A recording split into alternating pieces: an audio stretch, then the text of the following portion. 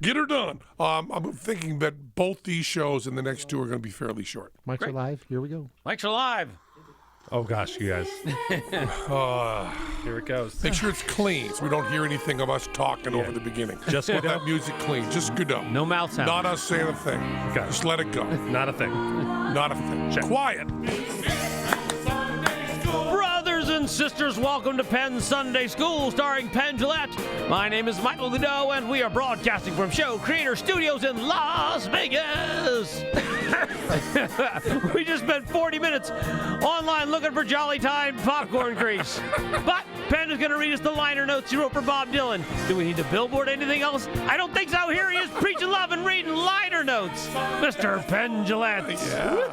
Hello, you angel-headed hipsters. How are you? You know, we also, Michael Godot, you did the introduction. Yes. You said starring Penn Gillette, but I don't think we really said featuring Matt Donnelly. No, we did not. We don't usually. No, we don't, but it's featuring Matt Donnelly. All right. Yeah. And just as some people said, they get confused. What does Matt Donnelly's voice sound This is Matt Donnelly's voice. like? And what is Michael Godot's voice This is Michael Godot's voice. Yeah, here you go. A little bit similar. This is Matt Donnelly's voice. This is Michael Godot's voice. Do the whole show backwards. Yeah. But by the way, your impersonations of each other, Terrible. nothing like your impersonation. nothing. You should hear us like both do you. I should. So, 624 people have lost 30,044 pounds. I now have had people after the show. Dig this now. Dig this. More than one. Two. After Twice the show. as many. Doctors, Dr. Mr. MDs have said, you know, I buy Presto and give it to my my patients when I want to lose weight. Wow. I find it might be inspirational. It's kind of working rather well. Wow. He was buying more than one copy. That's pretty badass. A medical prescription. Presto. Now available at prescription strength. Do they ask if they're okay with cursing before they hand it to them? I imagine they vet them in some way. Do you want to lose weight by a guy who says fuck a lot?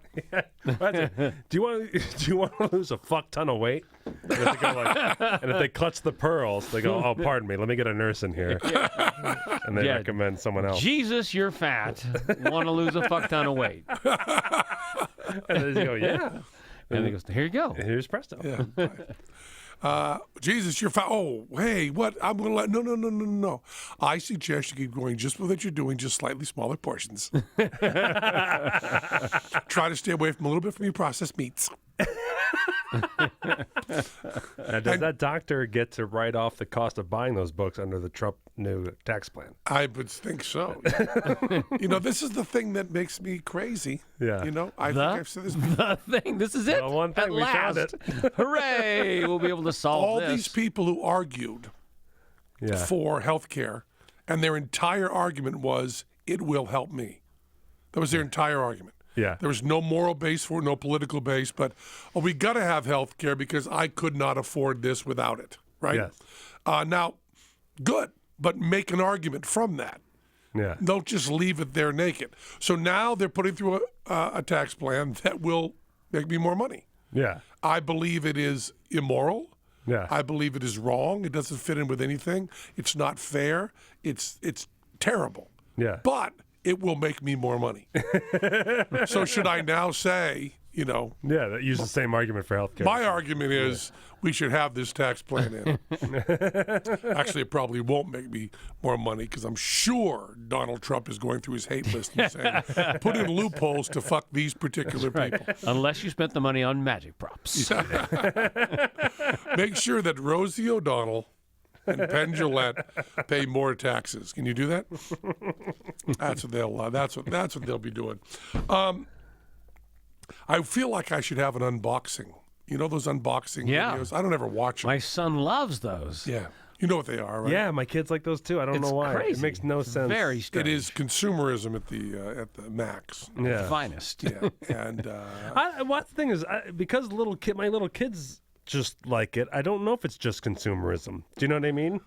Is there something ritualistic or something what part of the brain appeals to just seeing something Are get they open. sharing the joy? Because my son is happy for other people opening things. No, my sons watch like weird things, like taking an egg out of Play-Doh and inside of Play-Doh is a toy, right? Okay, that's different. I think. Right. Yeah. But they like watching those. They just love watching stuff come out of stuff, and then it ends My up with son a is toy. watching Gemini jets. Someone has bought a new Gemini jet, which is a 1/400 scale model of a plane. Okay. And then they open it and show you that the wheels spin. Oh, okay. And that's what he likes. Well, I'll tell you, Lawrence O'Donnell Jr. said that opening a new iPhone, it was packaged and more aesthetically pleasing than getting into a brand new BMW for the first time. I got to tell you, when I got my iPhone 10 so that I can Yeah, be a talking unicorn, opening that box, everything about opening the box is good, you know? And I got my my Kindle Oasis. I was really excited about opening, and you get really excited, then you can't get into it, and you know what I mean. You can't find where this and that is. But the iPhone, you just touch it, it pops and says, "Hello, Yeah. I'm ready to do stuff," and it doesn't let you know it's going to disappoint you for like an hour. It doesn't let you down, you know. Do you save the boxes?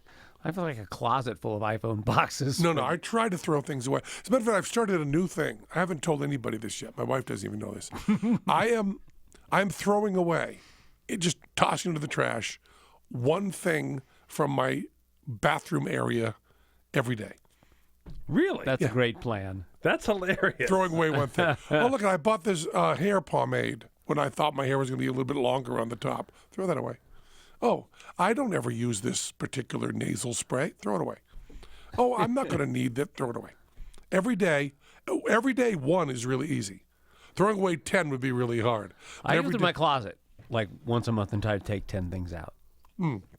Not the way to do it. It's Every hard. day one thing. All right. Every day one thing is easy. Just got to get that one thing out. And pretty soon you're a Buddhist. Yeah. Boom, step by There you step. go. Really nice. The toothpaste day has got to be a weird one. Do you find yourself tearing things in half? Well, no, so far, One thing. I don't think I'm unusual in this way. I have many, many more things in my bathroom than I need. Okay? You need, let me detail what you need. You need Yeah. maybe a tongue scraper, floss, toothpaste, toothbrush. I need my nasal douche thing. I use my Sinogator to blast out the stuff from my nose. I use that before and after the show and in the morning when I wake up. But that's just because I scream for a living and I have real problems with the air out here. Mouthwash. Your wife Right? just texted just to let us know that she does know that you're doing this. How does she know that? Great. Because I just said it. You just said it on the Yeah. air. Yeah. Okay. Yeah. She just start loading stuff in there for you to make sure you can keep up. Yeah, she's like, you're now throwing away 2 things every day. No, it's also there's going to be like my Dylan records in there. How'd those get in the kitchen, the bathroom cabinet? So there's very few things you need. Yeah. You know? I think you can probably carry most of them in the little black bag you're carrying with you when you travel. Yes, that's a yes. Not accidental. No. You actually do strip down what you're going to bring when you bring. Yeah. I think maybe you want some Q-tips around, you know? Yeah. But I don't think you need a lot. If I ever travel without Q-tips, I get so upset with myself. Yeah. Well, they often in the luxury hotels, Yeah. they have a little. They'll have 4. They have 4 Q-tips. But sometimes they're like off-brand. Now you know, like, yeah, they're yeah, thinner and yeah, they're yeah. weirder. But I'll tell you something: Q-tips are really, really interesting because they are a product that's marketed Yeah, very With- specific. specifically. Do not use these for what you use them for. yeah. I can't think Exactly, of another item. It was like condoms. Do not stick your dick in these. Yeah, exactly. Use them for anything else. Do not put them inside your ear. Well, I mean, condoms, you could say they're sole for prevention of disease, but they're also used for contraception. Yes. There was a time when that was true. But this is actually not, it's a different use. Do not use them for what you bought them for. Yeah. And I have one. I do have another use What's as that? well. Ground lifts. ground lifts? Yeah. What are those? Two prong to 3 prong adapters. Oh, yeah. That's right. They do say that. Do not use them to what you're going to use them for. Oh, So yeah. Q-tips, ground lifts. You have another one? Well, no, I was going to go with another use for Q-tips that weren't actually No, I don't mean off-label. I don't mean off-label use. There's a ton of that. Up Oh, yeah. until, I'm talking about the thing they say not to use it for Yeah. is the only thing you buy it to use it for. up until 2 3 years to 2 ago, adapters. Yeah. if you bought a bong at a tobacco store, Oh yeah. That's but true. that's gone away because everything's legal now. Yeah. But that's probably it. Can't think of anything else. No. Yeah, but it's a Yeah. Q-tips. You only use them for what you're not supposed to use them for. I know, and it feels so great when I do. Oh, it does. It does. I don't know. If I had a choice of never having an orgasm again, never cleaning my ears again, I'd have to think. I would have to think. I'd have to think really, really hard. Yeah. None of us would hear your answer, though.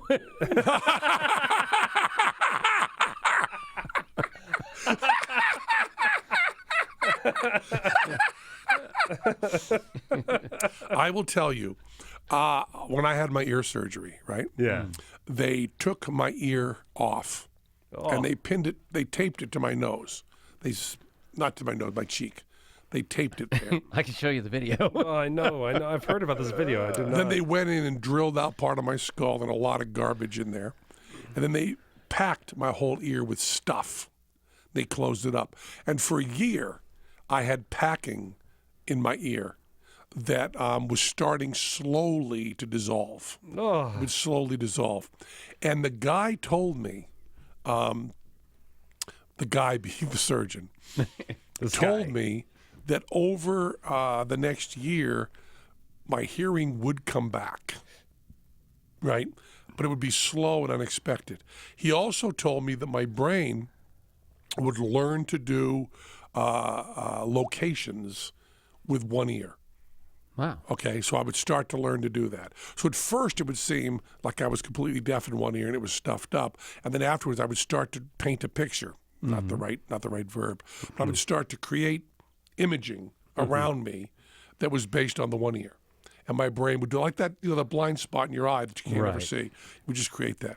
And I was on I was on Politically Incorrect with a woman who was on was it Designing Women? Okay, yeah. Is there like that was a is there- show. Is there a woman Yeah. Rue I think you're Rue McClanahan. That's a Golden Girl. Golden Girls, one of the Golden Girls. Rue McClanahan. Rue McClanahan. Yeah. She's a woman, maybe. you Might know, have been on Designing Women, too. All right. she was on. Was she on in her? Was she like in her 70s, maybe? Yeah, older woman. When I would have been on. When I would have been on Politically Incorrect. Yeah. And she came up to me, okay, and there was this in my ear, like really strong, like an earthquake in my ear. And then she said, "Hello, Penn." And it was the time that God had spoken to me because the voice came from a place that I could not tell where it was coming from. It was coming from inside my head. And it was this really kind, gentle voice saying, "Hello, Penn." And she was standing on my left side, and I looked straight up in the air, mouth agape, going, and then I looked over, and there she was standing there, and I went, "Did you just say hello, Penn?" And she said, "Yes." I went, "Wow, that was amazing." She said, "Well, we're on the show together. I was told you were going to be on." I went, No. It came into my head through my ear. Yeah. She knew it was going to be an interesting show. Yeah. Then I explained a little more. And then Designing Women, by the way, was Delta Burke, Dixie Carter, Jean Smart, Jan Hooks. Very Rue McClanahan-ish. it was none of those. I think A Jean, McClanahan-ish cast. It was none of those. Jean Smart particularly. Give me the whole list of who was on Golden Girls, because it might have been someone else. That's Betty White, No, I don't think it was Betty White. and it's Okay, Rue McClanahan is close enough. No. Close enough for the story. Close enough for the story. It was I'm amazing. embarrassed that I can't name the cast of Golden Girls. And I will love tell it. you that forever, if I picture the voice of God, that's the voice I hear. And it was really weird because for like a week after that, there was this weird shifting of the whole world around me. Right. As my Well, it's like the guy with the glasses, the upside-down glasses. Exactly. When you take them off. as my it's left ear bad learned. again. It was not B. Arthur, Estelle Getty, Estelle Getty. or Betty White. It was Rue McClanahan. I think it was. Yeah, she would have been on Politically Correct, right? I think so. Yeah, it was either her or Betty White. I think it was her. And Betty White would make it funnier, I think. But I think it was Rue McClanahan. And Betty White's funny. and then after all of that, I went back to the doctor. This after a year, right? And the doctor had this little metal sucker. It was like a brass tube, okay? A straw. Straw. He had a straw that was sucking, right? With a little button on it that turned into a sucker. Yeah. And he said, I'm going to stick this in your ear, and I'm going to suck out the stuff that's been over there for a year. And he said, it really hurts, and it's really unpleasant. And he did it to me, and it was the greatest experience of my life. Oh, did I love it. Imagine having your ear plugged for a year and then having a guy going in and sucking out everything. It was an amazing feeling. It was just great. And occasionally, because I have a lot of ear problems, my eardrum in my left ear is artificial. Yeah. It's from another part of my skin. Sure. And my two, the three smallest bones in your body, the anvil, the stepulum, and the huncula. Yeah. Those three things. Two of them I have are now Teflon. They're not bone. So I'm hearing through, I'm bionic.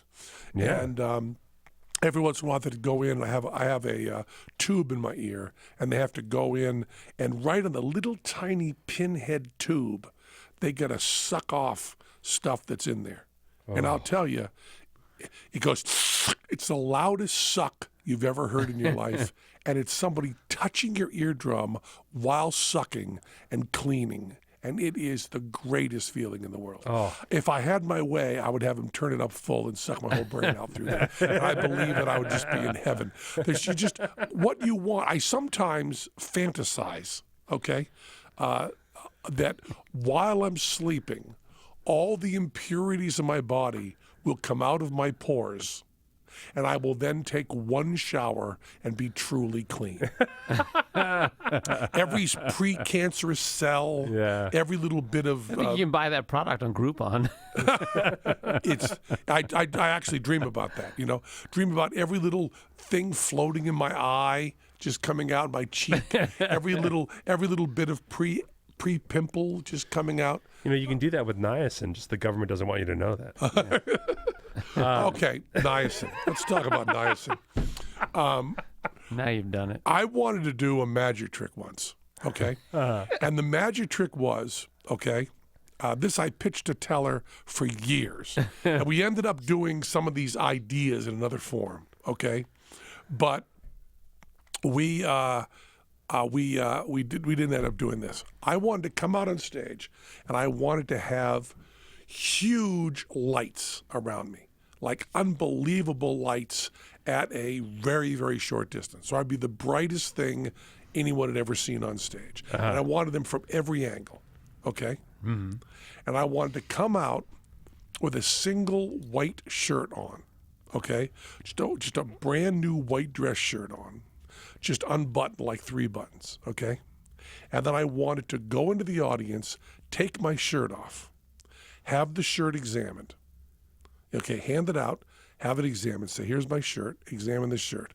And then I wanted to stand there like Putin, bare-chested, and say, there's nothing on my body. Watch this. And then I was going to put the shirt on and go into this array of lights. And I wanted a microphone, not my usual mics, but this is a long time ago I wanted to do this, but a mic like I have here. And I wanted it on my breathing and turned up at incredible volume. So there's one lit spot, which is me in the middle of the stage, right? I wonder why Teller didn't approve this. Well, you'll find out. It's not that it's a solo Penn bit. He doesn't mind that at all. Because, solo bits for each other, we're both happy about. We get to go backstage and pee. Yeah. All this meant to tell her, the whole time I'm talking about is, I get to pee. Pee, stretch, have a drink of water. It's good. Having a solo bit for the other person is good. So I'd be like really loudly,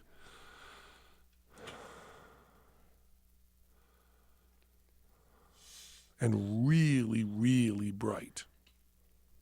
And then you would see my body begin to flush.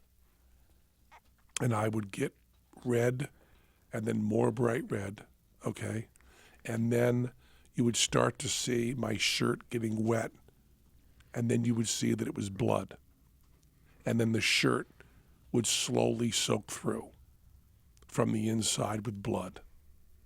And I would then step out from the lights, unbutton my shirt, hold it out on both sides, showing it was still empty and soaked with blood. Blackout. Whoa. That was the whole bit. I loved this bit. Turns out we couldn't do it. But while I was working on it, while I was working on how we were going to get sprayers into my belt that were going to shoot up, and how I was going to hook up, and how I was going to be slow and stuff, how I was going to clean up after to be able to continue with the show, I decided I had the flush thing solved. And I had read if you did an overdose of niacin, that you would flush, right? Yeah. So Teller and I were having a meeting. Teller came over, and I took a massive dose of niacin. And I tried to time it. And I said, Teller, watch this. And then I panicked myself and got, what's going on? But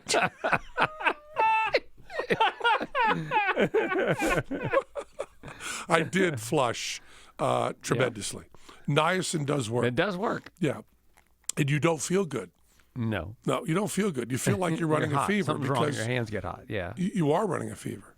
Yeah. You feel like you're flushed because you're flushed. But I just want you to know that part of the method. And Teller said, so you would tend, I said, well, I'll time where the bit's going to be. And then every night I'll take a massive dose of niacin like 4 minutes before the bit starts. And then when I'm standing in front of all the lights, you'll see me flush. Oh, my And Teller went, okay. Now, you remember when we did Jelly Bean Aardvark? Yes. Yeah. The idea was that Sin City Spectacular. This is Sin City Spectacular. Yeah.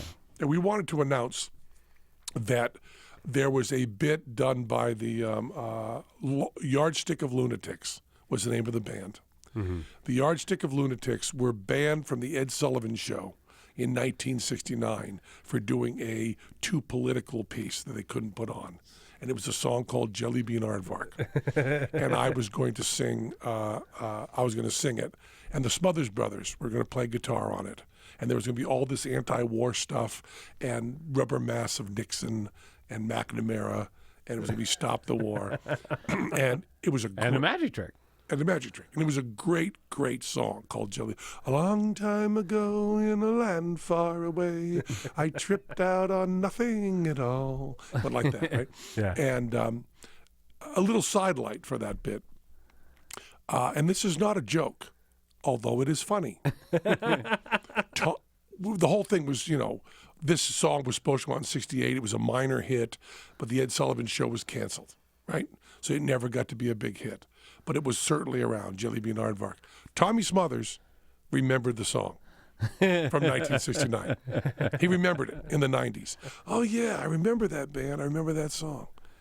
And then I couldn't tell him that I made it up because I was too embarrassed. So I had my hair down, and I was sitting on a mushroom, and I had a hookah pipe that had the microphone in the end, okay?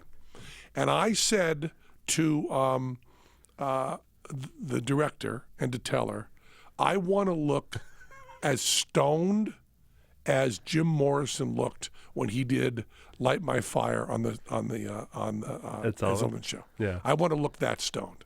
I said I want my eyes to look like saucers. So he said to a PA, "Okay, go for an eye exam and steal some belladonna." The stuff they put in your eyes for eye exams that are going to make your pupils go huge. Yeah. And I knew about this because I had a date with a woman once, okay? And I went out to Jersey to see her. And I went out to the train station. We'd been flirting in correspondence, phone, and so on. Yeah. We hadn't really gotten together. And she picked me up at the train station. And the next morning, okay, we were doing the post-mortem, as you often do. Maybe that's not the word for it. Post-coital. And over breakfast. Somehow that sounds worse. Yeah, I had a grilled cheese sandwich, but that's not important. Grilled cheese sandwich for breakfast? Oh. Anyway, I guess I should be talking about the romantic interlude, but what I really remember is the grilled cheese sandwich. And I said to her, when you picked me up at the train station and I first saw you, it was amazing. And she said, did that work? I said, did what work? She said, did it look like I was really interested in you and really paying attention? I said, yes. She said, I went for an eye exam 2 weeks ago, and I knew we were going to see each other, so I stole some belladonna. And when I got to the train station, I put it in, so when I looked at you, my pupils would be really big, because I read that that's what sexual attraction is. I said, really? And she said, yes, and that's why I was so scared driving back to the restaurant. Because I really... every time a headlight came by, I was completely blinded, and I thought we were going to die. Okay. So this was the woman I took as my role model, and I said to a PA, which I guess you're not supposed to do. You're not supposed to say to a PA, go do something illegal. But they get asked to do that all the time. Yeah. So I said, go in and say you need an eye exam. Yeah. And when the doctor leaves the room, cop the belladonna and bring it to me, and I'll put it in my eyes. And then I said, this is the opening number. And I said to the director, so I'm going to put belladonna in my eyes so I will look really, really high. And I'll sing this whole thing. But I want you to know that for the rest of the show, it's an hour-long show. For the rest of the show, when I'm hosting, the bright stage lights, I probably won't be able to see, and I'll probably be disoriented. And the director said, what? I said, I'm going to put belladonna in my eyes like you get for an eye exam, so my pupils will be really big. So on the close-ups, I'll look really, really high. And then the rest of the show, it's going to be hard for me. And then I think Godot was sent into the room. Was it you? I don't remember this story. Okay, I don't remember the belladonna stuff. That's funny. Then maybe it was done behind your back. But somebody who was considered a close friend of mine, Coleman, or Stockdale or somebody went into a room with me alone and said, Penn, you can't put the belladonna in. And I said, what are you talking about? I've been planning this. Yeah, that wouldn't have been me. And then I was very angry, because Teller backed him and the director backed him.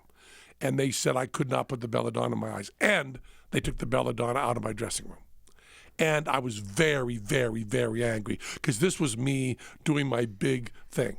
Yeah. So I went out on stage and we did a long time ago in a land far away. I tripped out on nothing at all. Right? It's a great bit. Fabulous bit. With the Smothers Brothers playing guitar and out in the back chanting, it was about an aardvark who decided he would not eat ants anymore. He'd become a vegetarian for world peace, right? And I forget, it's like his heart is big, but his snout is long. Yeah, oh yeah. The jelly bean aardvark is here. Yeah, the jelly bean aardvark is here. Yeah. And it was a perpetual ending like Hey Jude. And there the similarity ends, by the way. And everybody sang, including the whole crew came out around me. Yeah. The whole crew came out, and the Smothers Brothers came out, and everybody came out, and we sang that forever and faded into commercial, right? The jelly bean aardvark is here. And afterward, they edited it and turned it into FX, and FX said, we can't show this. Penn is stoned out of his mind. And they said, no, he's totally sober. He doesn't even have belladonna in his eyes, which FX was very confused about. But it ends up being shown. I don't know if it's on YouTube or anything. I don't know. But I should look it up. So those are the two chemical things I wanted to try for my art. Now you have other. I'm sure that that Val Kilmer, when he was playing the Doors movie, used different drugs to get the feeling that he wanted to. Yes. But those are my experiences with niacin and belladonna. I want to say now that you've brought like an ounce of truth to the niacin thing, that I was 100% joking when I said it. Oh, really? Yeah, I mean, like I just know that like what this is honestly where the joke came from, which is that when people were upset with Scientologists because they set up recovery centers, like unlicensed recovery centers after 9/11. Yeah. And they were giving everybody a shitload of niacin. Oh, were they? Yeah. Yeah. Well, they were flushing. Right. And did they give them belladonna? No belladonna. Has anybody wrote on the message board and say, I used belladonna as a dating tip? Nope, not getting that at all. No. Well, she did. She did. And I noticed that I noticed two things. What a unique experiment by that woman. Such an odd choice. I noticed two things about this woman. Yeah. Really the only two things I remember about this woman. One, she was so fascinating to look into her eyes. Yeah. And two, she was the worst driver I'd ever seen.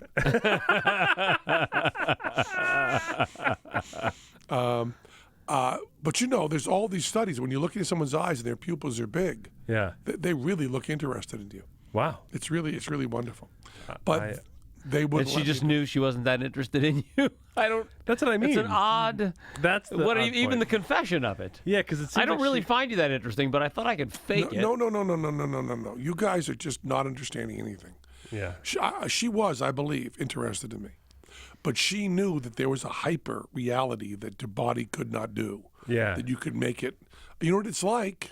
It's like, any sort of, when you put on makeup, it's not that I don't think my lips are red. I don't think my eyes stand out. It's that I Right. want them to do that more. Right. That's all. Your argument you're making is that, only unattractive people would put makeup on. And that's not true. Attractive people put on makeup.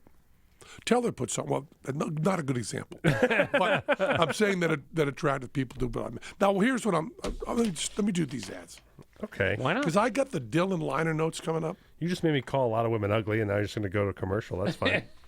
Did I call you a lot of women ugly? You just made it sound like made it we sound did. like we had just called any woman who wears makeup ugly. Any man or woman? I didn't say woman. That's true. Any man. I'm only worried about Good. That means everyone on Earth can hate us instead of just half. Thank you. Okay, but you know what I mean. Yes. I'm just saying that even if your pupils were big, you could still make them bigger. Sure. Look at anime. In my defense, I just want to say that no one else has done this besides this woman. No one else. Well, A lot of people wear makeup and high And heels. you were going there to meet her, presumably to have sex with her. She knew that part, and so. I guess interest in conversation and interest in sex with you are two very different. she maybe this helps. She was from New Jersey. I took a train out to New Jersey. Well, that explains the driving part for sure. And then she also said, which is I also found a little bit bothersome. She said the next day, but driving on belladonna was not that bad. When I was doing angel dust Oh, and I geez. went through the toll booth at 90, it got really, really narrow at the last minute. So she'd had experience with driving on drugs. Oh, good. There's a song by Loudon Wainwright III Yeah. called The Acid Song, which has the line in it, driving on acid is easy. Not so with belladonna or angel dust. I've driven on belladonna. Have you? Yeah. Oh, yeah, because you had I think. No, you you remember the story or no? I think I told on the air years ago. No. I was trying to find a general practitioner, and I ended up booking an appointment with an eye doctor with the same name. Okay. And when I went in, I just have a way of like awkwardly moving things forward. So somehow, even though You don't want this. This is not what you've scheduled. It's not at all. yeah, they in brought your book. me into this room with this eye thing, and I thought I was seeing a general practitioner. And I guess I was like, I guess this general practitioner also does eye stuff. Like nothing about this ever made me hit the brakes. So all of a sudden they put stuff in my eyes, stuff. belladonna, and the doctor came in and I said like I don't know if I'm. It means beautiful woman, by the way. Oh, good. So he So maybe there is history. It is. Courtesans used it in the 18th century. There's history of this. She didn't make this up. Oh, I thought she had made it up. No, they did this. She was she's trying retro. She was doing 100-year-old shit. Yeah. She was wearing a kimono. It's a courtesan trick. That's why it's called belladonna. They would do that to be a beautiful woman. When the doctor came in and I had the stuff in my eyes, I just was like, He said, "You're really into me, aren't you?" Kissed you. I was like, I'm not here for an eye exam. He's like, I didn't think so.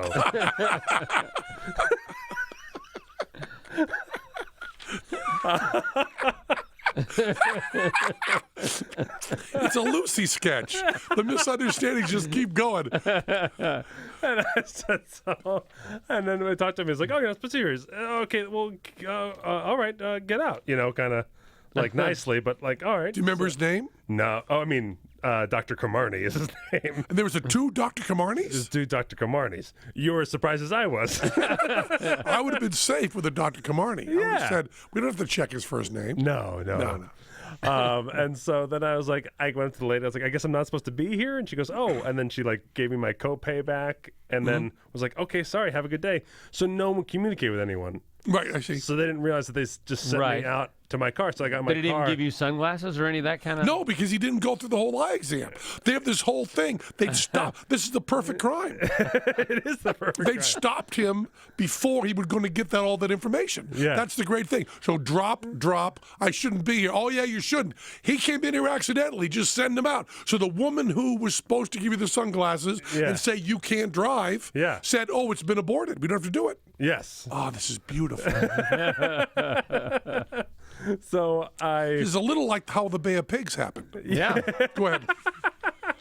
that's what I tried to tell the lady at the front desk. So I went out to my car like, oh, how embarrassing. I should try to go home. And I've never had an eye exam before, so I didn't know the effects of these drops. But everybody on the street thought you were really sexy. So I got into my car to drive home. And then as soon as I started driving, I was like, this is a mistake. But that's during the day. Yeah. Now imagine at night when every headlight just wipes you Oh, out. I know. Yeah. I couldn't imagine. But yeah, I drive around with my I wonder how many belladonna. optometrists actually kiss women inappropriately. And then have the she evidence. seems so into me. Well, that's what we're finding out, people. We are finding out that it is Hollywood, it is politicians, it is optometrists. We all know sleep is important, don't we? Oh, yeah. But consider someone you know who is in the military or a veteran. Imagine how much a good night's sleep means to them. Oof. Can you imagine? That's all you'd want. Yes. As a Sleep Number bed owner, it makes me proud to let everyone know that during this month, Sleep Number is honoring our nation's heroes with savings reserved just for them. That's nice, isn't it? Very nice. Yeah, I think it's good. But I'll tell you, as you get older, if there is one gift you give someone, sleep is the gift. When I get a good night's sleep, it changes everything. You get a good night's sleep every night, don't I you? do. Yeah. And you never have. No. Not once. Yeah. Sleep Number bed lets you choose the ideal comfort and support for each side. It's a perfect bed for couples. It's wonderful to have the two sides. I'm down to 65. I'm going softer now. Wow. I'm going much softer. Their newest bed is so smart, it actually senses your every move and automatically adjusts so you stay sleeping comfortably throughout the night. Even has an adjustment for snoring. Does your bed have that, Godot? No. Are you a big snorer? Yes. You are? Yeah. Yeah. My bed has an adjustment for that. It's called my wife's fist. My Sleep Number setting is 65, and also these beds, of course, have Sleep IQ. Sleep IQ. They have that. That's excuse me. Oy. Well, I had to get the tone up. Sleep Number beds cost about the same as a traditional mattress, last twice as long, and 91% of the owners recommend it. That's really high. That's high. Yeah, 91% of people don't do anything. Yeah. Yeah. Come in for an exclusive savings just for the military and veterans. Military and veterans, go in. And right now, it's a semi-annual sale where you'll find clearance savings up to $600 on Sleep Number P6 mattress with Sleep IQ. Sleep IQ technology. You'll only find Sleep Number beds at any of the 550 Sleep Number stores nationwide. Call 800-333-9117 or visit sleepnumber.com and be sure to tell them Penn Gillette sent you. Sleep IQ. Oh, that's a good ad, isn't it? It's a really good ad. We're talking about hiring people. Hiring people's wicked, wicked hard, okay? What if hiring could be easier, more streamlined, less time consuming? So even if you're busy, you could still be smart about the way you hire. Hiring people's hard. You want all the help you can get. We have to hire people now and again. It's tough. With ZipRecruiter, you can post your job to over 100 of the web's leading job boards with just one click. You can rest easy knowing your job is being seen by the right candidates. Then ZipRecruiter puts its smart matching technology to work actively, that's important, notifying qualified candidates about your job within minutes of posting so you receive the best possible candidates. That's why ZipRecruiter is different. Unlike other hiring sites, ZipRecruiter does not depend on the right candidate finding you. It finds them. No wonder 80% of employers who post on ZipRecruiter get a quality candidate through a site in just one day. Find out why ZipRecruiter has been used by growing businesses of all sizes and industries to find the most qualified job candidate with immediate results. That's ZipRecruiter.com/Penn. ZipRecruiter.com/Penn. Remember, right now my listeners can post jobs on ZipRecruiter for free. That's right, free. Just go to ZipRecruiter.com/Penn. So, Matt Donnelly, you had a roast you went to? Yes. I wrote myself into this roast. Okay. A friend of mine does this Friday night programming with the LA Comedy Club at the Stratosphere. Mm-hmm. LA Comedy Club at the Stratosphere. How often? He does stuff every Friday night. He programs it every Friday night. I mean, they're a 7-night-a-week, strip attraction kind of thing, headliners and all that stuff. Mm-hmm. But, in the old days, that was good. What'd you say it was? Stratosphere. That was called Bob Stupid's Stratosphere, because the guy who built it was called Bob Stupak. And everybody in town called him Bob Stupid, which I just love. I love when everybody does that. Like if you're in Philly, okay, which they don't call Philly. Yeah. If you're in Philly and you ask for directions, they'll say, get on the Schuylkill Expressway, and it's the Schuylkill. But everybody calls it the Schuylkill. So you say, I was just taking the Schuylkill right on down to, it's wonderful. Bob Stupid, Schuylkill.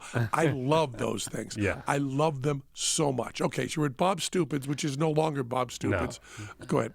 I was at the Stratosphere, and the guy running it said, oh, you want to do? It was one of the. This month they were holding a roast battle with a cash prize for the winner kind of thing. Okay. And I said, oh, neat. I like roasts, and then he wrote back, oh, it'd be so funny if you did it because you're not a comedian. So then I was like, I'm in. It's so dumb because I'm doing Hillbill, and like the last thing I need is to be writing and working on anything else. So I went to go do the roast battle, and I was up against a friend of mine, and we ended up just doing like a large bit where we made fun of each other, but then we made fun of him. He was the host. We made fun of him even more. So we roasted him more than ourselves. And it was a fine bit, and then the bit got ruined because I won my round. I see. Which I did not intend to do. Now you can't go home. That is the most ill-disguised humble brag I've ever heard in my life. Oh, just know where the story is going. Okay. That's fine, and you're right. Up until now, you're right. Then I had to go roast. It was a random drawing, but I had to roast some guy I didn't know. Uh-huh. And I even reached out to him like, hey, I had a lot of fun with the last guy. We were trying to make it fun. Do you want to have at least like a phone call? This is all in real time, or this is another week? No, it's another week. Okay. It's another week goes by. I have a week to prepare. And I said, do you want to have a phone call or something just so we can actually I like the jovial nature of a roast. Should we just at least have a conversation so we kind of know each other? I'm going to put some belladonna in my eyes. We'll meet for coffee. Just so you know, I cannot type once we meet. And then we just met and we skipped right to making out. Didn't know anything about each other. Exactly. We still don't know anything about each other. No, he blew me off. Ignored the message completely. I thought you were going to say the belladonna worked and he blew you. He blew me right off. And I woke up from a nap and hadn't written a thing. No, so, and then I was like, all right, well, then he's blowing me off, and I have to get him. I have to really, whatever. I have won my first round. I am a roaster. Did you say it like Daffy Duck? Of course, this means war. Yes, exactly. So I called mutual friends and stuff like that, and I got to know as much information about him as possible. And I wrote what I thought was like a scathing roast. And now I am I've lost all humble, only brag. I think I've written a great thing. You know, I'm ready. And turned out this guy had won the last roast battle, the guy I drew. And so everyone was saying, this you drew like the guy. And basically me in the flashbacks of this, I'm always like, I guess I was warned that this guy was very good. Right? But at the time I just was like, okay, well then no holds barred. I got to go for it all, you know, whatever. And probably like the most embarrassing experience of my life, maybe. Really? Yeah. Wow. Wow. Like The most? No. Recent. Okay. Recent. I'd say recent. I was very excited. Yeah. No. I mean, I've had a lot of terrible, dumb things happen to me that are very embarrassing. But like, I was kind of like, I felt like I was suddenly at the end of like a Curb Your Enthusiasm episode where like the music was playing and I had a dumb look on my face. Like, how did I end up here? Just I've never felt less liked hitting the stage than when I hit the stage that night. Like, I went up to talk, and as soon as I went to talk, I could just feel the audience just go like, not that guy. It was very strange. Did they know you before? Or just I don't know. Your looks or They what? knew the no other guy. idea. They liked the other guy. Maybe. He's, I guess so. I mean, he's a comedian's comedian. I guess maybe they liked him or not. It didn't feel like it didn't feel like that kind of familiarity. It just seemed like the way he hit the stage, they're like, I like this guy. And then I went up on stage and they're like, Like, that's what it felt like. It just felt like that read. And just like, he was starting to get laughs on like just his setups. And I was like, oh no. I don't have any trouble. And then I tried my zingers, got no laughs. He'd make a comeback to my zinger and get a huge laugh. And then his third joke, it's a 4-joke battle. It's, you joke 1, 1, 1, 1, 1. Give us an example of one of the lines. Oh, but that I had for him? Either one. Oh, okay. Well, I'll just tell you the third line that he did. Okay. That if the audience had liked me, I wanted to wave the white flag. Like if it was like a truly like jovial event, If we were having fun. if we were having fun, I would have been like, "Hats off to you, Yes. sir." And he said his third joke went something like this. A lot of people, many people might not know this, but Matt is an atheist. He doesn't believe in God, and I think that's kind of interesting. And if you look through Matt's history, I mean, he's had so many failed projects, a lot of TV failed projects. I mean, even his mom died as a kid. I mean, I don't know if this is fair to say, Matt, but maybe God also doesn't believe in you.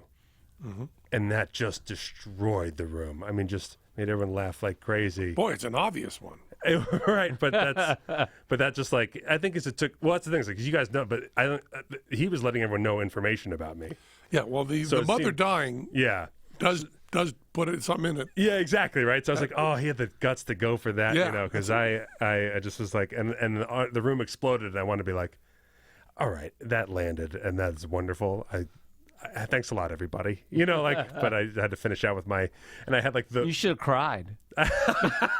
That's kind of one of the judges' advice was like, you should have just dropped your jokes and just gone off. My dad used to tell a story of two men in a debate. Yeah. And the one man tells crippled jokes for 5 minutes. Yeah. And brings the audience to a standing ovation.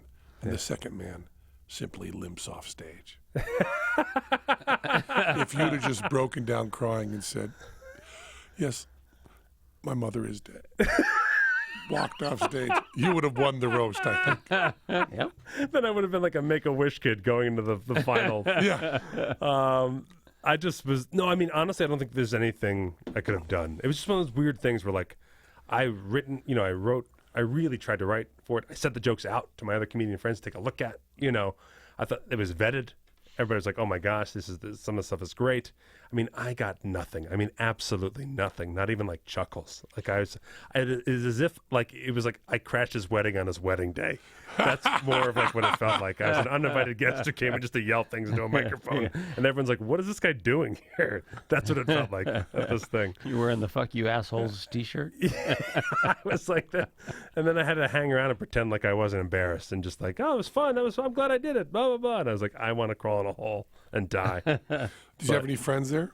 No, clearly. Certainly not after. Certainly not after. I didn't make any new ones. Wow. And so, and the funny thing was like, I was really happy going into it. So I was like, man, it's going to be tough. I got to do Hillbill and I'm probably going to be writing these jokes again, so arrogant. And I just really did not belong there. Oh, my Maybe goodness. they got that sense. Pride cometh before the fall. For sure. 100%. 100%. When you walk on a comedy stage and you present Pride, you are dead. We all know that. We do all know that. It depends. Yeah, there are exceptions, There but are exceptions. for the most part, And even uncalled for pride. I mean, Andrew Dice Clay. Yeah. But that was just because of the feminist movement in the late 80s that Right. made that be okay. Right. Just like, Trump is made okay for some weird reason. Yeah. The political environment. But No, it's just more that like Trump is not okay. Don't it's get me wrong. arbitrary. Like normally, like I have a lot of roasting experience, but roasting is a club meeting of sorts, right? And I've written for roast, and This was like an agreement. But the roast doing the battle, dozens or something. yeah, like Jeffrey Ross he has a show called Roast Battles, so it's become this popular thing to do at comedy clubs. I see. Like when everybody ripped off the Aristocrats and had Aristocrats joke telling Yeah, contests. It's similar, and so it's different. It's different rules that I didn't fully understand. I see. Do you know what I mean? Like, because these jokes, when the camaraderie is assumed, then you say these horrible things. It's meant to be this jovial, daring thing. But when you are going against each other and you are strangers, then if you don't do it with enough charm, you just look like you're being a dick. That was basically kind of like my big learning, my big takeaway on my failure. The PowerPoint. Next slide, please. This is me hanging myself. Don't be a dick. The audience should like you. Exactly. So definitely pride cometh before the fall for me. Maybe not across the board, maybe not as a universal rule, but it definitely did me in last Friday.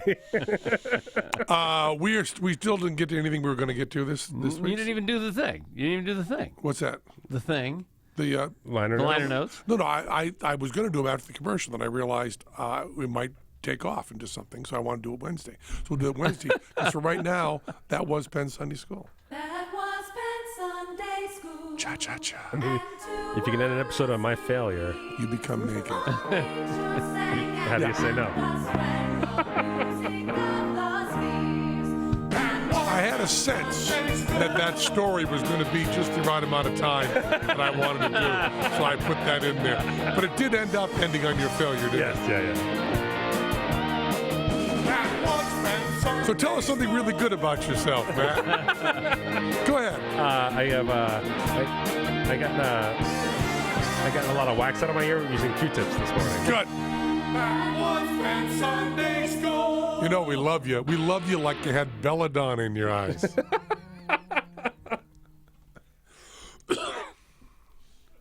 Matt, can you name the ossicles? No. The three bones in the ear? Oh, the what's it's the thingamajab and the It's the anvil, the stirrup, and the hungadira. hungity. Hungary, yeah. What is it? Anvil, staple, stirrup, and what? In English, Yeah. hammer, anvil, and stirrup. Okay. Hammer, anvil, and In stirrup. English. Did you hear that in English? Very You can do condescending. Latin. You can do Latin for us.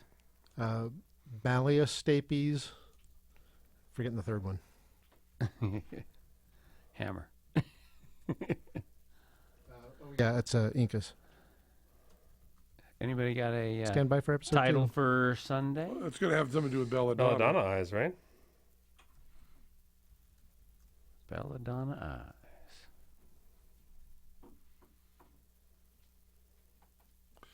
Jolly Pop. Let me see. No, you crazy.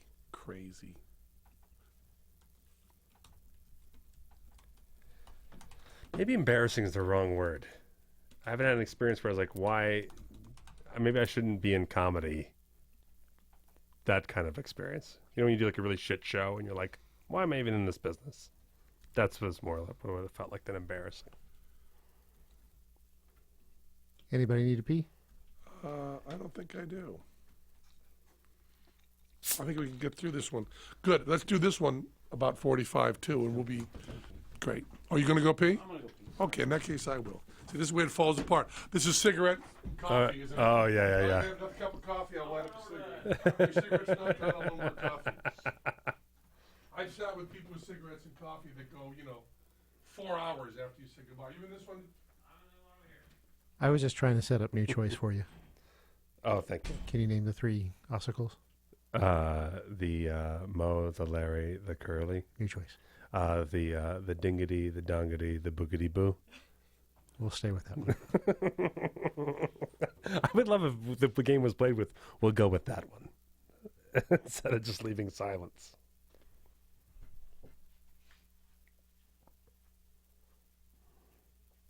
Do I get a royalty for that? Yes. All the improv money is coming your way. All the money from improv comedy is coming right to your mailbox. Does anybody have a quarter?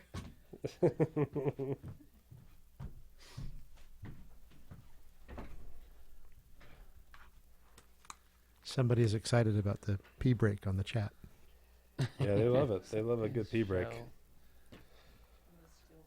Here's where all the dicks hang out.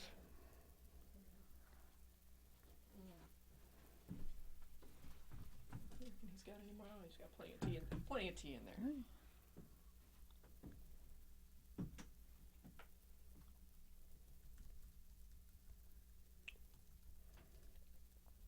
Yes, you could watch the Wednesday show. Not right now, but in about a minute. That Niacin story is a crazy person, isn't it? Yes. Yes. The Belladonna is a bunch of crazy people. They're saying on the chat that it was Dixie Carter. Oh, it was Dixie Carter that I was on? Yeah. Right with? That's what they believe. It was Dixie Carter. Okay, we'll correct that as we go.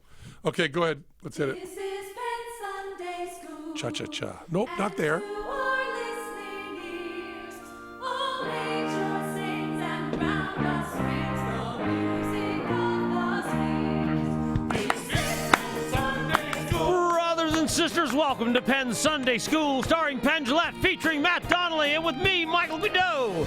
We are broadcasting from the Show Creator Studios right here in Las Vegas. On Sunday's show, Penn promised to read us the liner notes he wrote for Bob Dylan, but we fell into Matt Donnelly's comedy roast nightmare.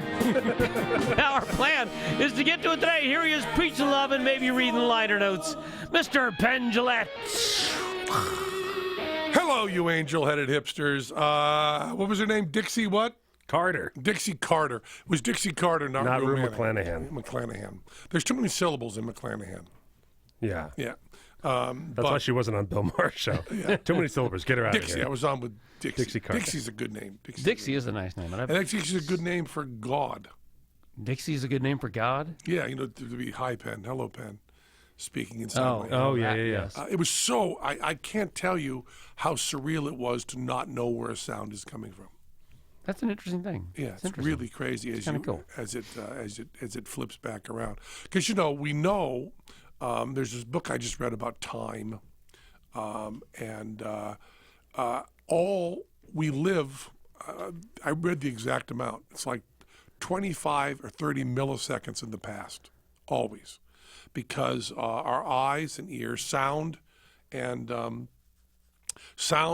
light don't come at the same speed. Right. So every time you say something, I am hearing it slightly slower than I'm seeing it, right, when your lips move. Yeah.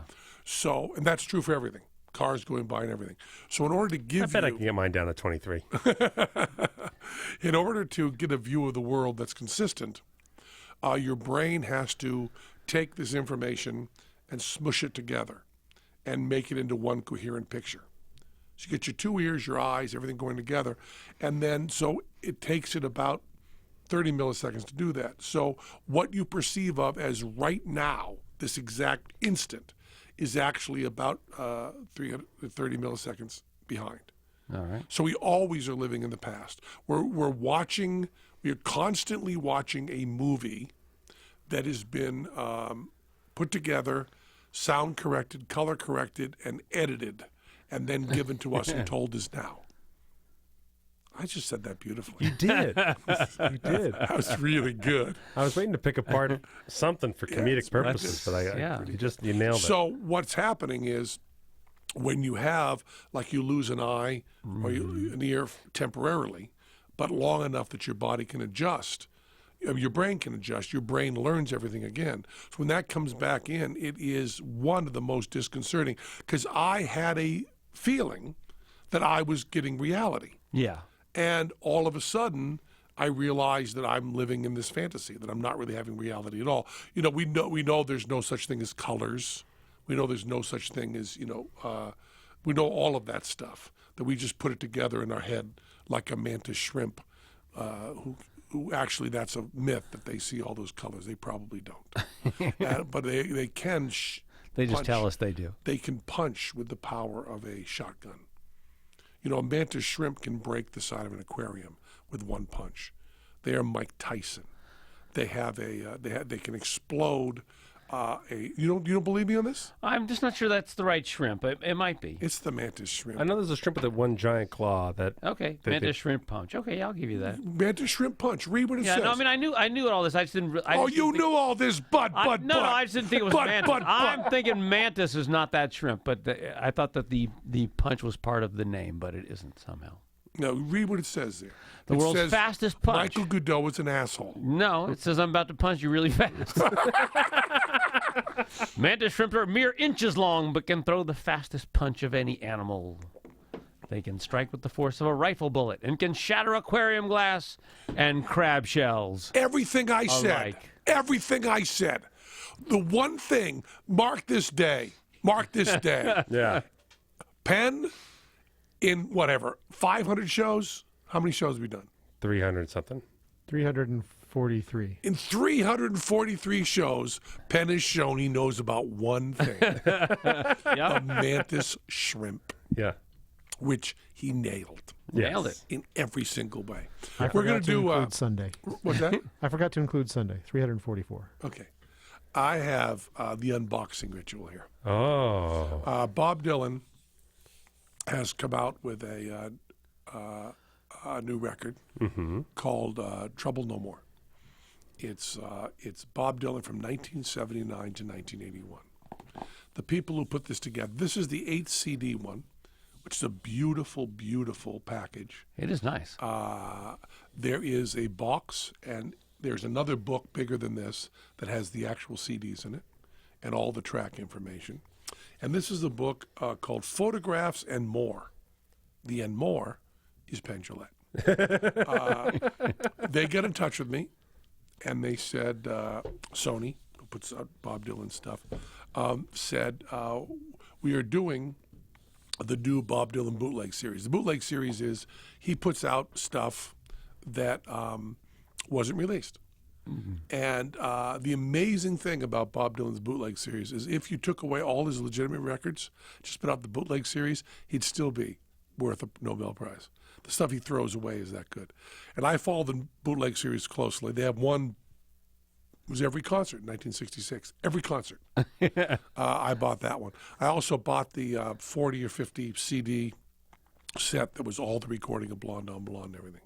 I mean, some of these bootleg series have been dozens of CDs. And I buy them. And the last one I got sent to me as a gift from Bob Dylan's office. But this one I got sent to me not as a gift, but because I worked on it. That's a fine thing. So you can Yeah. imagine the unboxing there. Yeah. So they called me up and they said, we're doing the next bootleg series. And I said, oh, great, I'm excited. And it's going to be 79 to 81. And I wrote back, oh, the gospel period.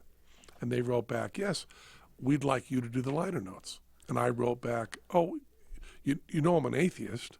And they wrote back, everybody knows you're an atheist, Penn. So that was part of the, I guess you could call it stunt casting, right? Yes. We're going to have an atheist write the liner notes to Bob Dylan's gospel period.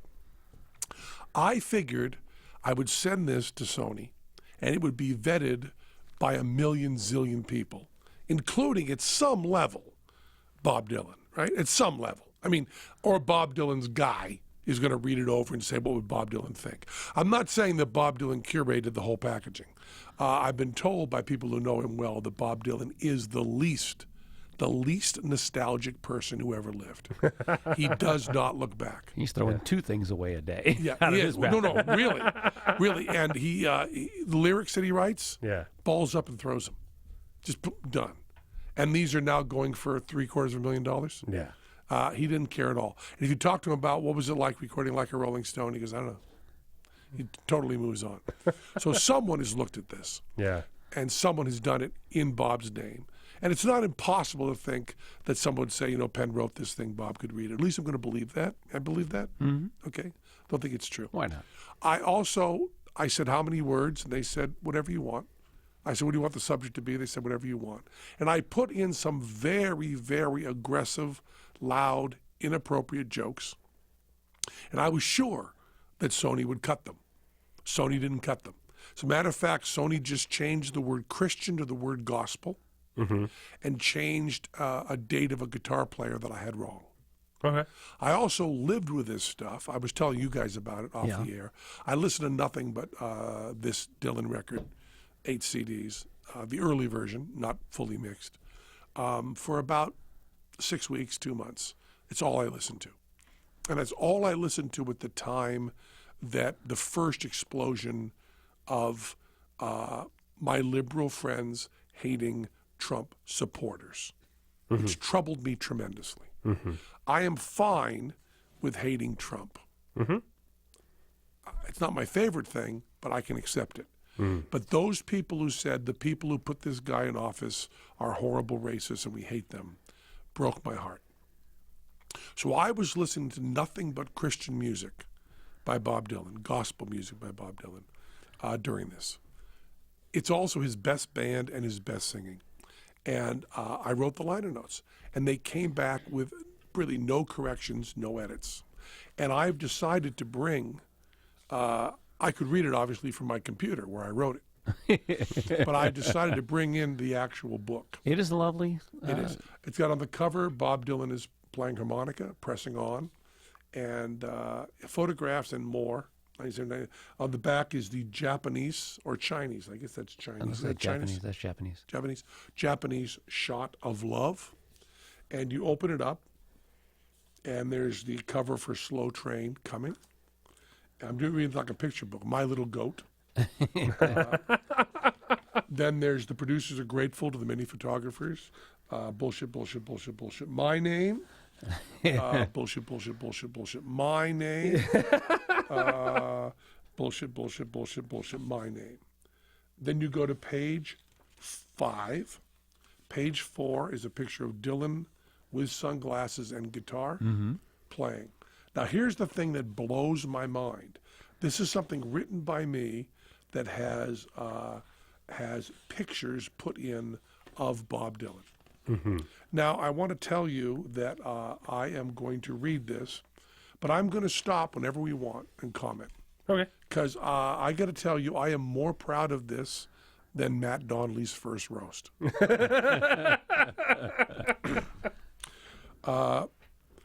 In the time of my confession by Penn. Here starts my confession. I'm a lifelong atheist and a lifelong Dylan fan. So 1979 was a bit rough for me. From the time I started buying his records with Bringing It All Back Home, I bought every Bob Dylan record the day it came out. On August 20th, 1979, I bought Slow Train Coming. I had been warned it was going to be a gospel record, but I wasn't sufficiently prepared. I was shocked. I was bummed. I got a telegram that day from a Christian friend gloating that my boy had seen the light. Yup, a real telegram. I listened to that record, but I didn't hear a note. I listened just once, shook my head, and filed it away. My world had fallen apart. I fell back to Street Legal and played that as much as I played Blonde on Blonde. Senor, Tales of Yankee Power, on Street Legal has, quote, the last thing I remember before I stripped and kneeled. And I kept coming back to that line. Out of context, it came to represent that last moment before Dylan saw the light. I get an early Japanese pressing of At Budokan, and that concert was the last thing I wanted to remember of Dylan before he stripped and kneeled.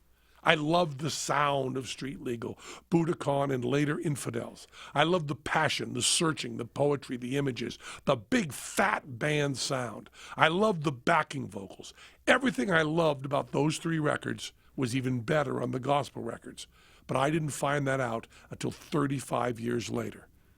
They were all still in shrink wrap.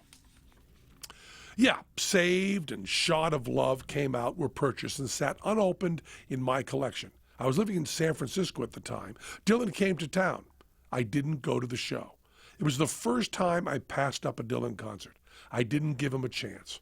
I wouldn't give him a chance. He never got to preach to me. For Dylan's gospel years, I stuck my fingers in my ears and sang "Where Are You Tonight? Journey Through Dark Heat" over and over to myself. I couldn't face a Christian Dylan. I wouldn't open my ears, let alone my heart. Finally, Infidels came out, and my crisis of faith was over. All was well with the world again. I loved that record. Bob and I had artistic makeup sex. I thought they would cut that. They didn't. Next chapter. Here starts my search. Over 35 years have passed, and I've been asked to write my thoughts on Dylan's gospel period from my point of view. While I was waiting to hear this bootleg series, I did a little homework. I took time out of mind off my turntable and finally listened to Slow Train Coming, Saved, and Shot of Love carefully. Gonna change my way of thinking. Now Dylan's gospel records are good. I know the records haven't changed over these years, so it's me. I come to Dylan for passion and profundity. I come to Dylan for truth. I come to Dylan to question what I'm feeling. I come to Dylan to understand what I'm feeling. I come to Dylan to change what I'm feeling. I come to Dylan to knock me out of the trivial, to make life seem more important than TV, movies, Facebook, and Twitter. I come to Dylan to make life more important than just today. And those records deliver everything I want. At the time these recordings came out, I asked myself, what's wrong with Dylan? Now, listen to these recordings full of heart and truth and passion, naked power. The question suddenly becomes, what was wrong with me? Now all the songs from the gospel records are new to me. I had to seek out Lenny Bruce as soon as it came out and listen to that, no matter what record it was on. Some of the gospel songs snuck into my world through the radio, from greatest hits compilations, just through living in our culture. Got to serve somebody, I believe in you, heart of mine, the groom still waiting at the altar, every grain of sand. Even one of my favorite songs of all time, Caribbean Wind, is kind of from this period and shares some of the straightforward passion and biblical imagery. I love every one of these songs and catch them running through my brain and heart when I need them. I may have kept the record sealed. I may have kept my heart to I may have kept the record sealed. I may have closed my heart to evangelical Bob, but he weaseled in there. While doing my homework, I was glad to hear these great songs in context. These studio albums got me warmed up for the bootleg. Here starts my revelation.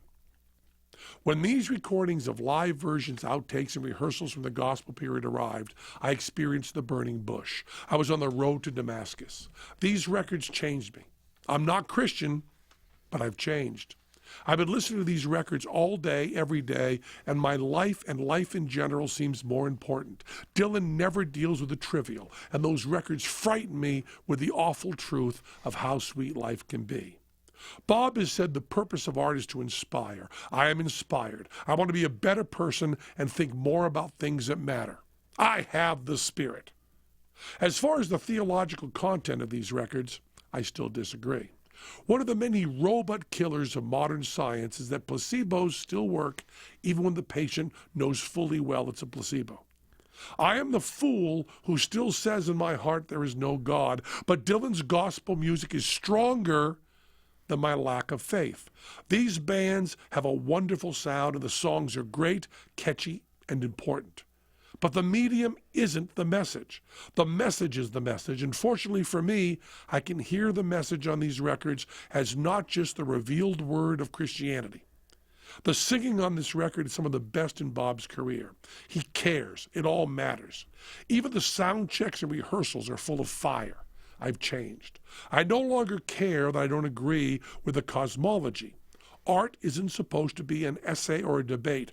Art must be deeper and richer than theology. I must face some of my own hypocrisy. I never sequestered Bach's St. Matthew's Passion on my shelf in shrink wrap. I listened to all of Bach's sacred music without a chip on my shoulder that I had for Bob. I feel the music, the inspiration and the passion directly. Bach's faith does not get in the way. The faith is a big part of the music.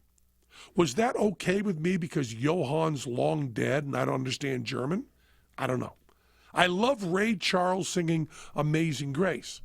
Why was that always okay with me? Why did it take so much longer for me to hear Dylan's gospel?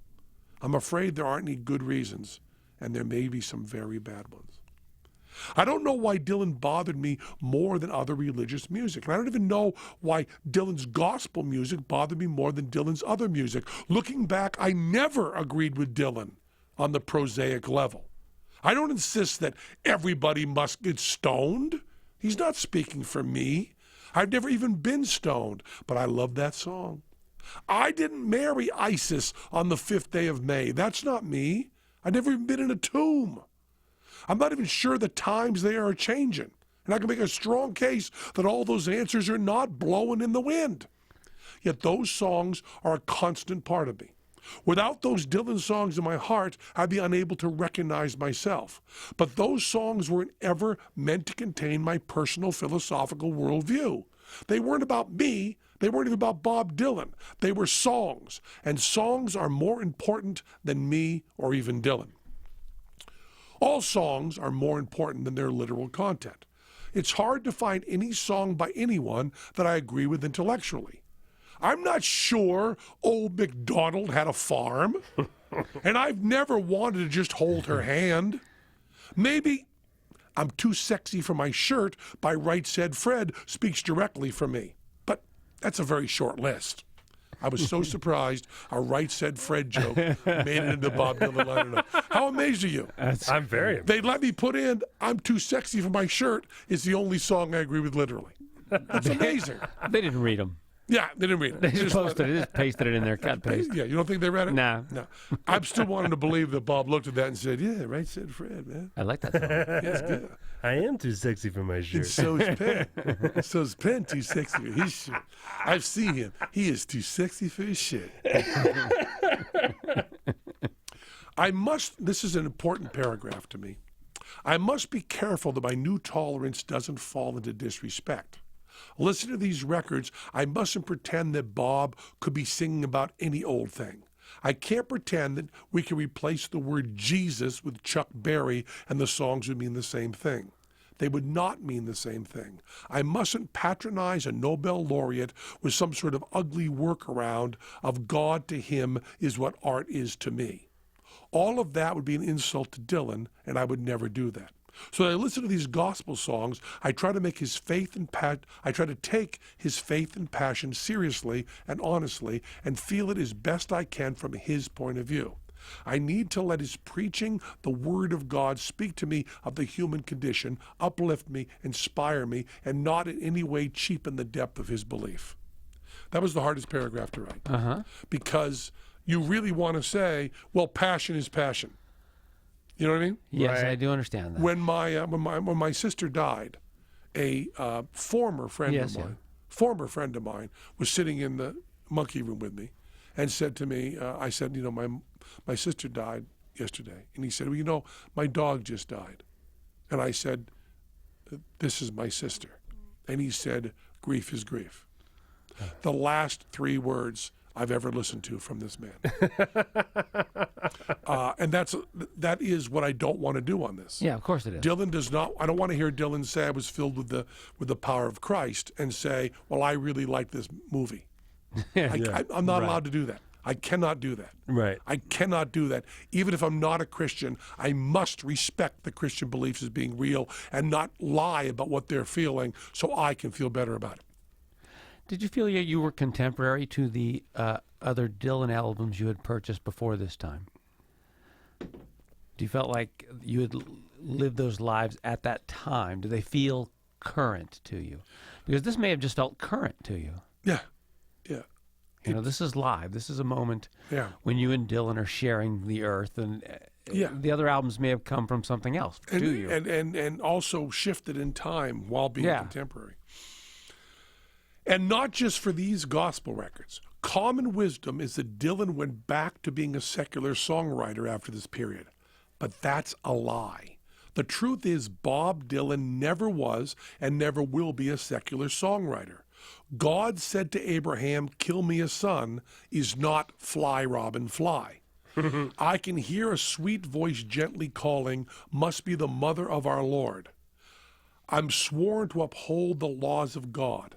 And Narrow Way is more about Jesus' narrow gate than an answer song to Sir Mix-a-Lot. Can you believe I got that joke in? You got Right Said Fred, Sir Mix-a-Lot in Yeah, there. and also, I like big butts. Let me read that again. That is in the Dylan book. See, I wanted you to see this. And Narrow Way is more about Jesus' narrow gate than an answer song to Sir Mix-a-Lot. I like narrow butts and I cannot lie. This is the last section. I know this is going long, but it means a lot to me. So Yeah, tough. Please. Dylan sings with conviction. Every one of these records starts with a version of Slow Train. And for those who are familiar with the previous release versions, it's a wonder to listen to the passion and the importance grow as the band gets hotter and hotter. I hear Gotta Serve Somebody lose its silliness, and it's a mystery how that happens. Dylan takes the goofy man gave names to all the animals and makes it goofier by changing up the obvious rhymes. Gospel Dylan can be fun. Every version I hear of Caribbean Wind speaks directly to me. I hear a voice calling Daddy, I always think it's for me. Wow. Hear a voice calling Daddy, I always think it's for me. That's from Caribbean Wind. It always gave me chills before I had children. And this is a line, oh my goodness, that's only on the gospel records. It's in the version of Caribbean Wind on there. Paying attention like a rattlesnake does. Oh my God. Paying attention like a rattlesnake does. Wow. I mean, if you ever needed proof that Dylan's a great writer, paying attention like a rattlesnake does. The covers he chooses for these tours include Hank Williams as Luke the Drifter, Help Me Understand, and the weirdest cover, Rise Again, which sure sounds like it's first person from Christ's point of view. And you don't hear something like that every day. We get to hear Santana wailing on The Groom Still Waiting at the Altar in San Francisco, 1980. Yup, the concert I passed up, this fool said in his heart. I'm not going to that gospel show. I've always loved Every Grain of Sand, but the versions here are really quite something else. The ad including here for a Portland show is what's called in the business a quote ad, but the quotes don't start out flattering to the Bob gospel music. The patron wants to hear rock and roll. If he wanted to hear preaching, he would go to church. It ends with some quotes from people who like it, but make it sound like hard work. It's a mixed review at best. To my ear, the people who are recording sound like voice actors, and that makes it so much weirder and so much more beautiful. Bob is making it clear the decision is real and wasn't made for commercial purposes. I even love the marketing of this period. My favorite tracks on the record are two very different versions of Ain't Gonna Go to Hell for Anybody. I was listening to these records while my real friends and social media friends were bouncing from one political outrage to another, and every side of every issue seemed to be competing for who could spew the most hate and demonstrate the most damage. To stop my heart from breaking, I just played over and over again. I can persuade people as well as anybody. I've got the vision, but it caused division. I can twist the truth as well as anybody. I know how to do it. I've been all the way through it. But it don't suit my purpose, and it ain't my goal to gain the whole world, but give up my soul. And I sang along with it. I screamed along with it. I cried along with it. The Epiphany. There are atheists in foxholes, and there are atheists singing along with Ain't Gonna Go to Hell for Anybody. I'm listening now.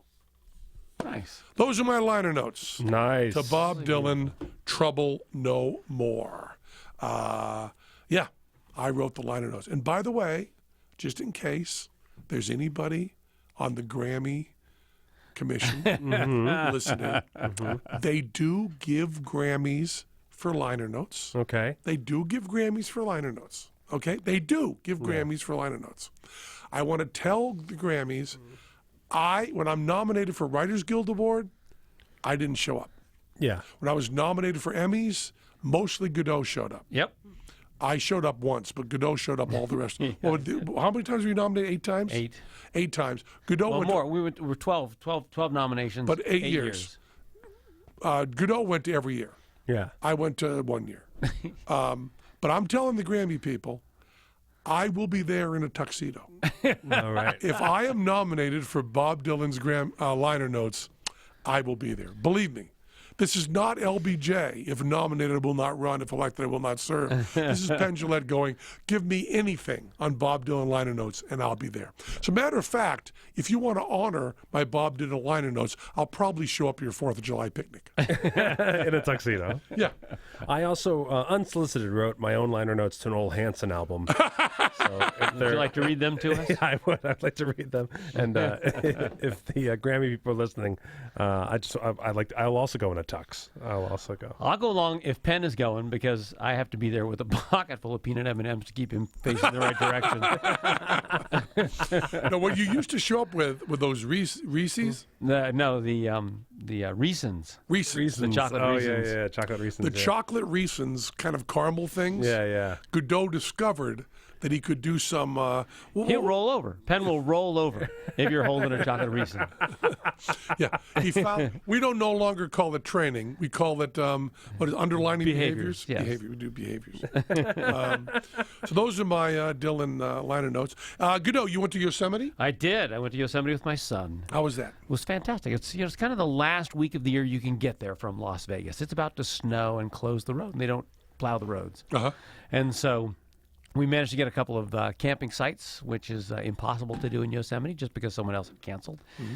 And we snuck our way in and just went around. And it's fall in Yosemite, and it's not like the East Coast where there are a million different colored trees. Most of them turn a very, very bright yellow. And just driving through Yosemite Valley with the rays of the sun coming through the trees into the yellow trees, it was beautiful. Just you and your son? Just me and my son. Did you hike? Yeah, we hiked. We camped, rode buses, just walked around. You make your son camp? I do make my son camp. He has no problem with camping. Really? Really, none. I would think he'd have a lot of problems. He doesn't. His problem is packing up after camping. That's where the see. fussing comes in. But, driving out of Yosemite, I just thought we should poke our eyes out now because you know how you feel when you've had a chocolate chip cookie and it's time to brush your teeth? That's what it felt like. It felt like, I don't want to ruin this. I should just poke my eyes out. I don't think I relate to either of those feelings. No? No. No. I like my eyes. But it also occurred to me there's an Emily Dickinson poem. There's no frigate like a book to take us lands away. And I just think, fuck off, Emily Dickinson. You're wrong. There is not a book as good as Driving Through Yosemite. There you go. We have the name for this show. Fuck off, Emily Dickinson. Let me write that down. She never did any liner notes either, did she? No. Well, How many other podcasts are tackling Dylan's Christian era and Emily Dickinson. throwing down on Emily we, Dickinson? We're not afraid. We're not afraid. There's someone on the message board who wants to know, do you count Dylan's Christmas album as part of his gospel period? No, I don't. But I love the Christmas album. That is my favorite Dylan I count album. that as the Dean Martin period. It is my favorite Dylan album. Yeah, it's well, whatever one I'm listening to is my favorite Dylan album. Emily Dickinson. Emily I will say that I am Godot strongly in Emily Dickinson's camp. I understand that. I think most people are. There's no frigate like a book to take us lands away, nor any coursers like a page of prancing poetry. This traverse may the forest take without a press of toll. How frugal is the chariot that bears the human soul. And it's just her talking. I think that when Emily Dickinson wrote those words, she heard it in your voice. She may have. I will tell you that I find more power from art than I do from the world. Huh? I mean, I have stood in front of the Taj Mahal. I have been to Yosemite. I have been to the coast of Maine. I've been to the glorious coast of Newfoundland. I've seen icebergs out there. I've been to Tasmania and seen upside down trees. and nothing to me moves me like the written word. Well, there you go. And I bet there's a better way to say that. Oh, yeah, Emily Dickinson. There's no frigate like a book. What I'm mad is that no one's giving proper credit to being on a frigate, which I think neither of you took, which is... How about coursers? Nor any coursers like a page of prancing poetry. Yeah. That's just a I fast haven't been horse. on a yeah, I've been on a No courser. one's been on a courser in a long time. Golf coursers. That's about it. Are these for today? Yeah, those are today's. Yeah, I'll do those some now. more ads? I get a lot to talk about coming up. I hope we get it all in. This is Rad Power Bikes. Is a consumer direct electric bike company producing 4 unique models of electric bikes. Because Rad Power Bikes is a consumer direct brand, buyers get a premium electric bike without paying the huge markups caused by dealers and third-party retailers.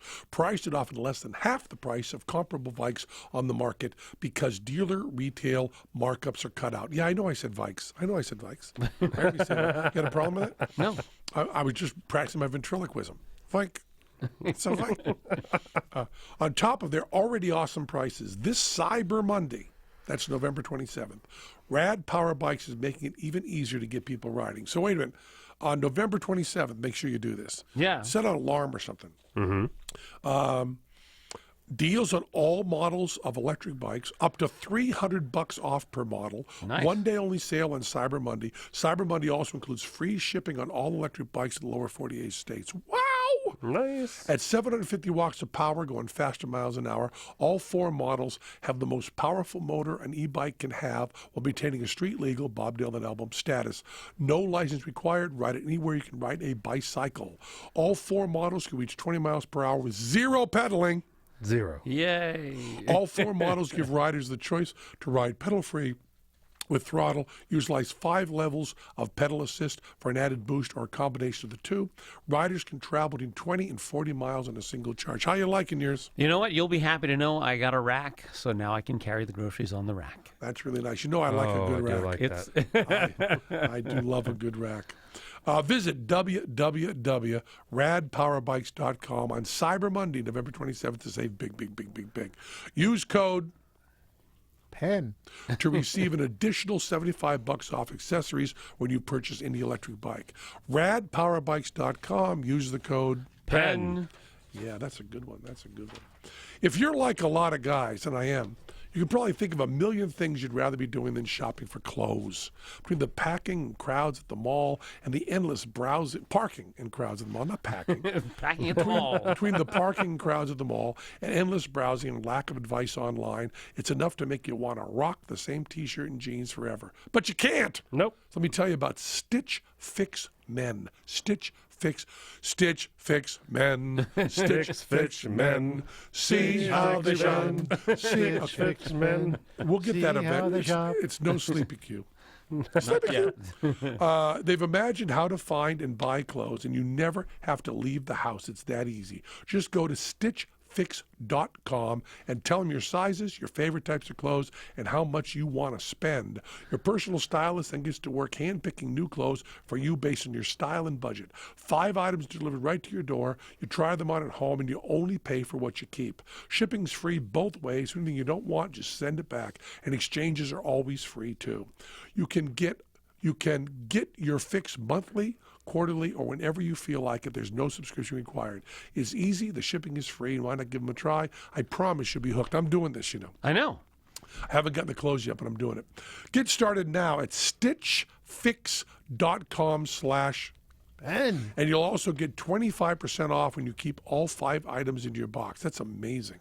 That's stitchfix.com/ Penn. to get started today. stitchfix.com/ Penn. stitchfix.com. So, Matt, you went to see Adam Sandler? I did. I went and saw Adam Sandler's show, and I thought it was interesting because, he is oddly famous. Mm-hmm. And I say that because a lot of people our age think he's kind of done. Mm-hmm. And the truth is he's not. He signed this huge contract with Netflix where all of his movies He's go got this directly to tremendous Netflix. reviews of the Dustin Hoffman thing. Oh, yeah? There's a thing he's in with Dustin Hoffman where he plays the brother of Ben. Affleck. No. No. Ben Stiller. Okay. Still. I think Ben Stiller and Adam Sandler play brothers. Oh, neat. Which seems right. Yeah, that seems like a great. And Dustin Hoffman's their father. Neat. Or their grandfather, one or the other. Yeah, which yeah. would be right? I don't know. Probably father, I guess. I don't know. And they're in this thing. And by the way, I first met Adam Sandler many, many, many, many years ago. Yeah. at SNL, yeah? Before. Really? At the Comedy Festival in Montreal. Oh wow. And the two of us took a walk through Montreal. It just ended up, Neat. Just hanging out. two of us walked and hung out and had coffee and stuff. And we bonded because we're both from the same place. He's from New Hampshire, and I'm from Western Massachusetts. And Oh, okay. you don't want to draw state lines that way. Jersey, you can draw a state line. Yeah. But Massachusetts, you think of as Boston and Cape Cod. Yeah. It's nothing like that. You think of Vermont, it's not really like that. But that New Hampshire, Keene, New Hampshire, right on the border there. Yeah. So when Sarah Silverman, Adam Sandler, and I all let down our guards, we have the exact same accents. Oh, that's funny. We all conceal them because we'd like to make money. Sure. But when Adam Sandler and I are walking along and one of us is talking, I can guarantee you the other one's going, and we can talk about Dunkin' Donuts. Yeah. We can talk about foliage and leafers. Yeah. We can talk about the way we live. I love Adam Sandler. And I did what was it called? Sandy something? The Sandy Wexler. Wexler. I was in that Yep. with Dr. Drew and Vanilla Ice. Yes. And I enjoyed every second Yeah. with Adam Sandler. I don't have one complaint. Now, I don't go to Adam Sandler's movies as a rule, Right. but I'm not his demographic. You don't go to comedies. No, I don't go to comedies at Well, all. now no one does. They go to Netflix. Yeah. Yeah. So you went to see Adam Sandler. And who was your date? My wife? My wife was my date. Your wife had her own date. Okay. I I didn't even know she went. Yeah. It was the Cosmo, the Chelsea Room at the Cosmopolitan. Nice venue. It was interesting because I found it to be like I don't like people make fun of Carrot Top, right? So Right. I used to be one of the people who made fun of Carrot Top. And he has one of the best shows in Vegas. Right. So you go see Yeah, a show it's fantastic. and you laugh his ass off, and you laugh your Yeah. ass off. And I would say, go see a show. Right. So when I saw Adam Sandler's show, it wasn't like I was watching Seinfeld, who has been dormant for years, dusting it off, or something like that. It certainly comedically was all over the place. Songs, material, stuff about being a dad, stuff that's like right out of a teenager's mouth, some stuff that was very truthful, some stuff that wasn't truthful at all, just really total spitballing. And yet there were moments where I was just laughing my ass off, just like there were moments where I was just crying laughing. And he's such a likable human being that just was like, and I read a lot of negative reviews going into it. A lot of people saying he's bad at stand-up. Why is he doing this? Blah, blah, blah. But I'll tell you something.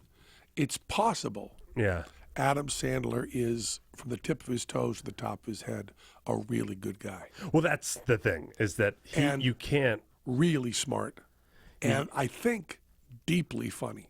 That's what I left admiring, was that he put it all in, that he would go from making the dumbest comment or the dirtiest joke, then also talking about like raising two daughters, and just not even flinch, not try to make that a transition, not put too much weight on it. He'd go from singing the Thanksgiving song, and the Hanukkah song, to all of a sudden singing a dead serious song in tribute to Chris Farley. Oh, really? Yeah. Wow. And just bringing the whole. And what was the instrumentation? You just play guitar? He plays guitar, but only at the end. He has a guy on keyboard playing with him the whole time. He mostly just sings and talks with just standing there. I see. And then he picks up guitars just for the songs at the end. But to do that, and then still do a song about astronauts 69ing each other after that, as the finale with Rob Schneider. It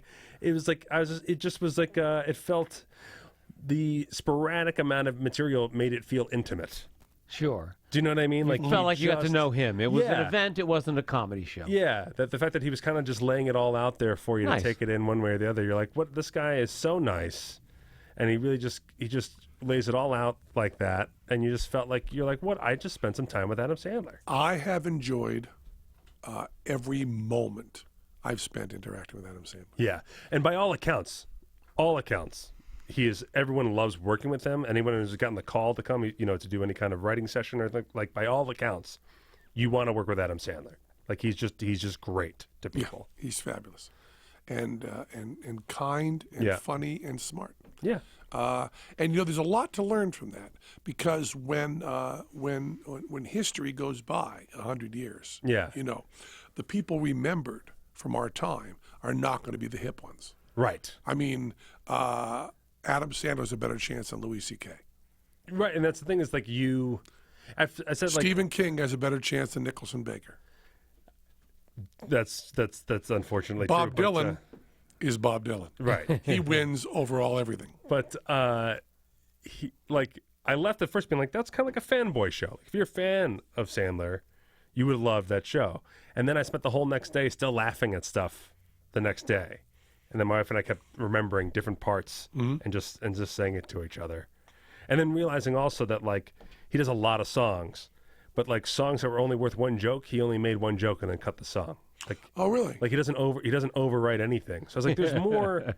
I left being like, each day I got like more respect for him as I went past the You act. realized the craft. Yeah, there was a lot more craft to it than I thought. The purpose of art is to conceal the art. We know that. And so like he never overwrote anything. So if a song was funny for one verse, that's all you heard. Yeah, he ain't heavy, he's foam rubber. That's it. Go on. Exactly. We don't need a second line. No.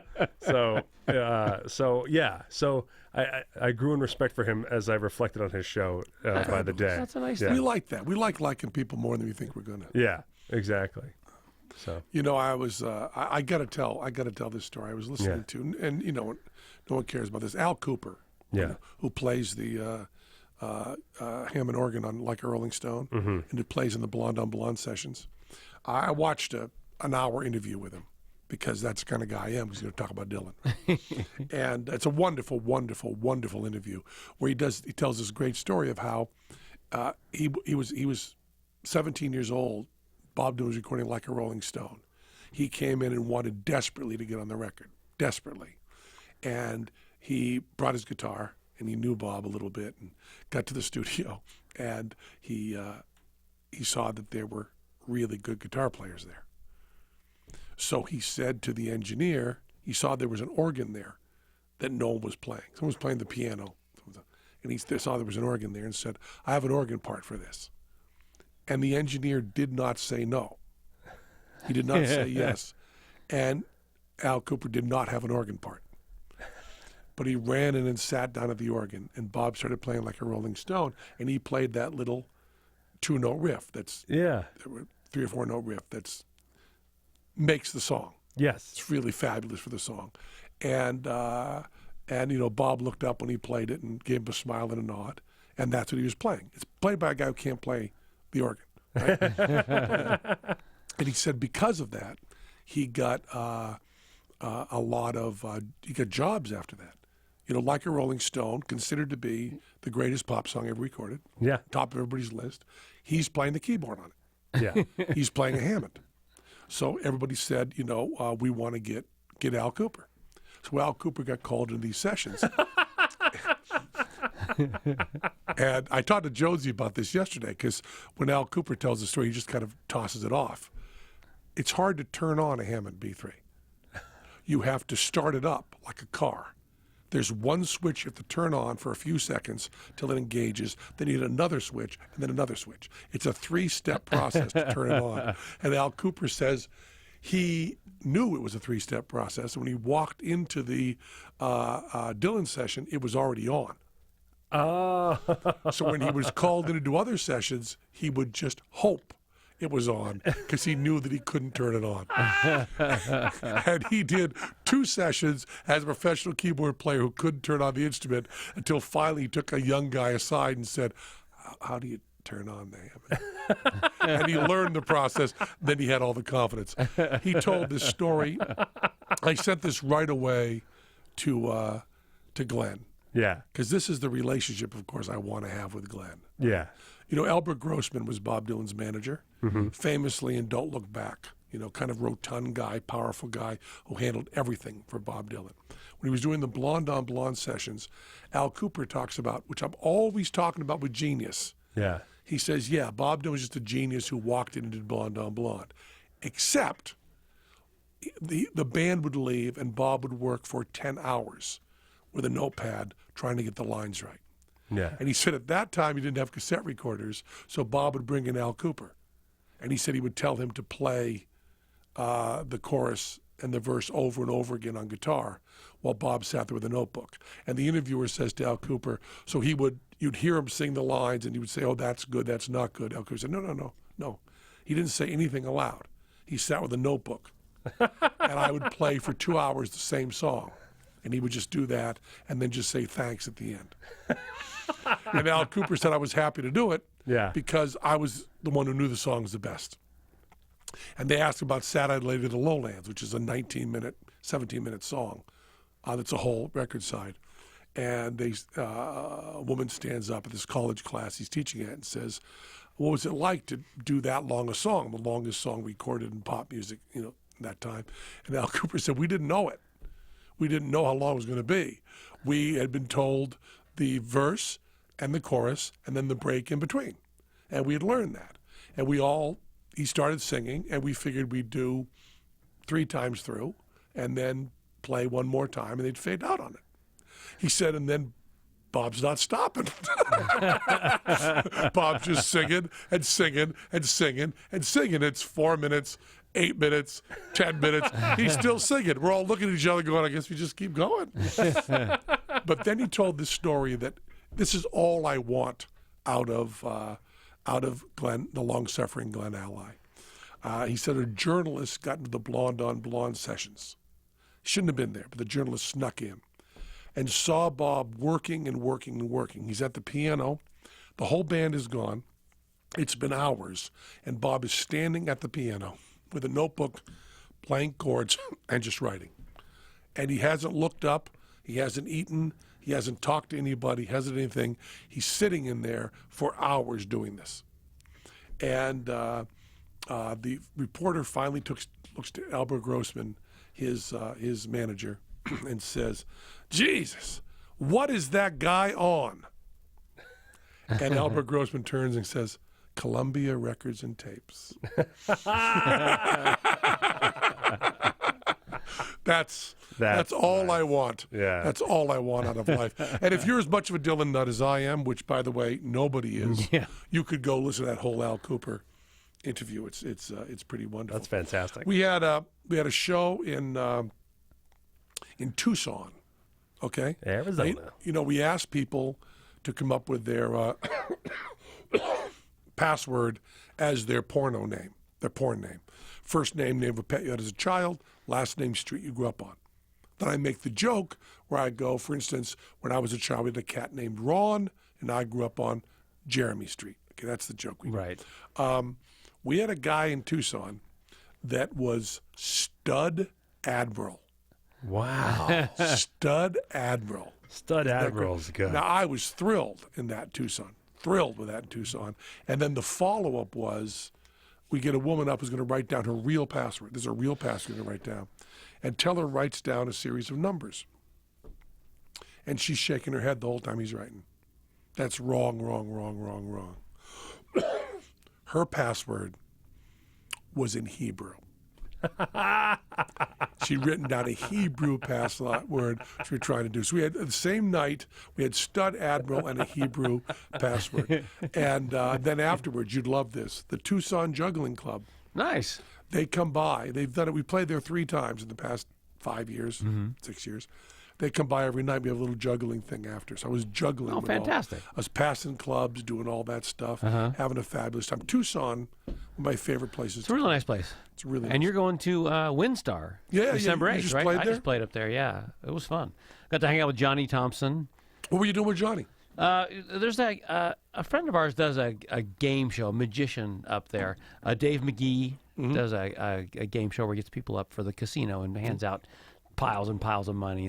And, he's got this really smart idea of making it into a game show, and so it's entertaining. And they bring a warm-up act, this time me. And Johnny does the consultant on some magic tricks, and they reveal tricks, reveal prizes and stuff through magic tricks or through mind reading kind of stuff. It's a pretty neat thing. But we're hanging out with Johnny afterwards at the Cracker Barrel, and Johnny has stories about everything.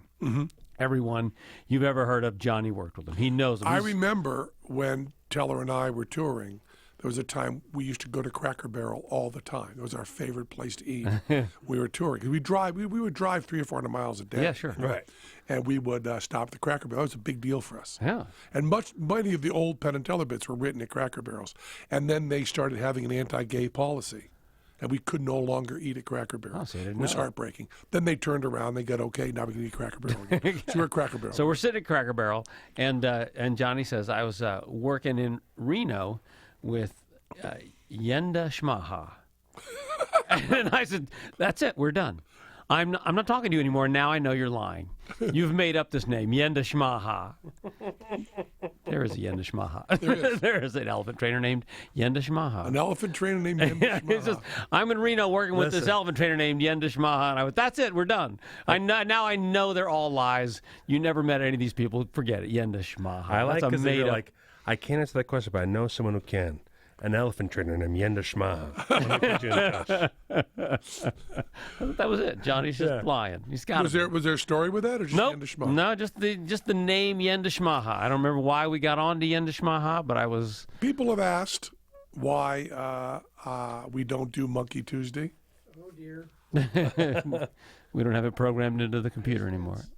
Barry and I have to feel for it. Doodly-doo, doodly-doo. And that was Penn Sunday School. there was an article in the New York Times. Oh, by the way, people that are sick of me saying New York Times, I've been reading the New York Times daily for 35 years. Mm-hmm. Lately, their editorials on certain subjects have been so inane and impossible to get through and so infuriating about things like, I know this isn't fair, but we still have to do it. Sentences like that I've actually started reading the Washington Post. Wow. Along with the Times, but I've Yeah. added the Washington Post. Yeah. There's an article on smuggled, beaten, and drugged the illicit global ape trade. Okay? And it talked about making monkeys smoke. And for all these years, I've thought nothing funny than smoking monkey. I got to tell you, I read this article, and I don't think smoking monkeys are funny anymore. Wow. That's the funniest thing in the world to me. It was. It broke my heart. Did you read the article? I have not read that one, no. I suggest not reading it. I can do that. It's so skill I have. In fact, I've already done it. Yep. I didn't Let read me it. read a sentence from this. You told me not to read it. Now you're going to read it and force it on us? I'm going to read the worst sentence possible. Okay. Okay? I'm reading the New York Times on my gigantic iPad in my family room. I'm relaxed. I have a cup of decaf Joe, and I'm reading this horrific article. Then I read this sentence. Tell me of a more bothersome sentence you've ever heard. Several years ago, the Indonesian police rescued a female orangutan who had been shaved and was being used as a prostitute at a brothel. I did read this article, now that you bring it that clearly into focus. I read it 4 or 5 times and said, there's nothing funny about a smoking monkey after that. Isn't that amazing? It's horrifying. That's But I will tell horrifying. you, like we say, and this is something that I don't think our world is understanding anymore, when there is something that's really bothersome, there are a group of people, maybe the majority, that deal with that in a comedic way. Someone joking about a subject that we don't want to hear about does not mean that that person takes the point of view. I don't know why no one is remembering that the most racist jokes I've ever heard were not told by a racist. They were told by Sarah Silverman. Right. I don't know why no one is remembering that. No one is remembering that's where we bring up the horror. And I bring this all up because last week I did a terrible show. Now, the audience still loved it. You know what I mean? You got to remember that we, as performers, we are trying to hit a pretty high goal. So my worst show, a bad show of mine, did get a standing ovation. Yeah. And people loving it and saying afterwards the best show they've ever seen. But I knew it wasn't my best show. You got to do that. So I had done a show where I was going too fast. Some of the lines were swallowed. I knew that. I had done a thing on the egg bag that didn't make it land the way I wanted it to. I had mishandled an audience member during the surveillance bit. It got a little bit clumsy and sloppy, and I just wasn't grooving Right. on Love Ritual. And I came back, and the audience told me it was great. And I was feeling a little under the weather. And Robbie Libin, who never, ever, ever comes into my dressing room at the end of the show. Yeah. I meet with Bert to talk about what she saw about my diction and how I was seeming and so on stage. She gives me any notes she has to give me, any notes from Teller. We have a go-between, kind of, because Teller and I sometimes don't see each other after the show because one of us speeds out while the other's still on his computer. And then I talked to Nate Santucci about any of the magic stuff that didn't go right. Hand that to my left hand, stuff like that. Get a new, I'm sick of this prop. But Robbie Libin came in and stood in the room alone, commanding my attention. Now, Robbie Libin is my friend of 45 years. We don't ever socialize in front of other people. Our conversations are all one-on-one. But when all is said and done, one of the closest people to me in my life. And he stood in front of me, and he knew I was upset about not having done a good show. And to show you what I think about how sometimes horror and compassion can come out in comedy, Robbie said, "Whew, that was not a good show you did tonight, Ben. You were not good. But at least you didn't shave an orangutan and make her work in a brothel in Indonesia. Hold on to that, Ben. Hold on to that." And he walked out of the room. So that's where the bar is now. Yeah. We feel bad about ourselves. At least we didn't do that. But please, please remember that people who've said horrific things in their past, it does not necessarily mean because Sarah Silverman told racist jokes that her intent was to shore up Yeah. racism. The intent could be absolutely the opposite. And Robbie Libin and Penn laughing backstage about that image Yeah. of a living creature being treated that way does not mean we're laughing at the suffering of that orangutan. It means we are laughing in spite of to try to rise above the suffering of that living creature. That's all I'd like to say. And Yeah. everybody knows exactly what I'm talking about. But I'm saying that some jokes, and we all know this, and that's what I'm being. Let's not forget this for political reasons. Yeah. Yeah. And it doesn't mean we think the horror is okay or that people No. shouldn't be reprimanded for stuff. But let's try to understand something. If anything, it keeps you reminded. Yeah. I said, like, We also had on stage, oh man, we've got this trick called the children's trick in the show. Yeah. That we worked on forever and didn't work. We finally got it working. And only children can do it.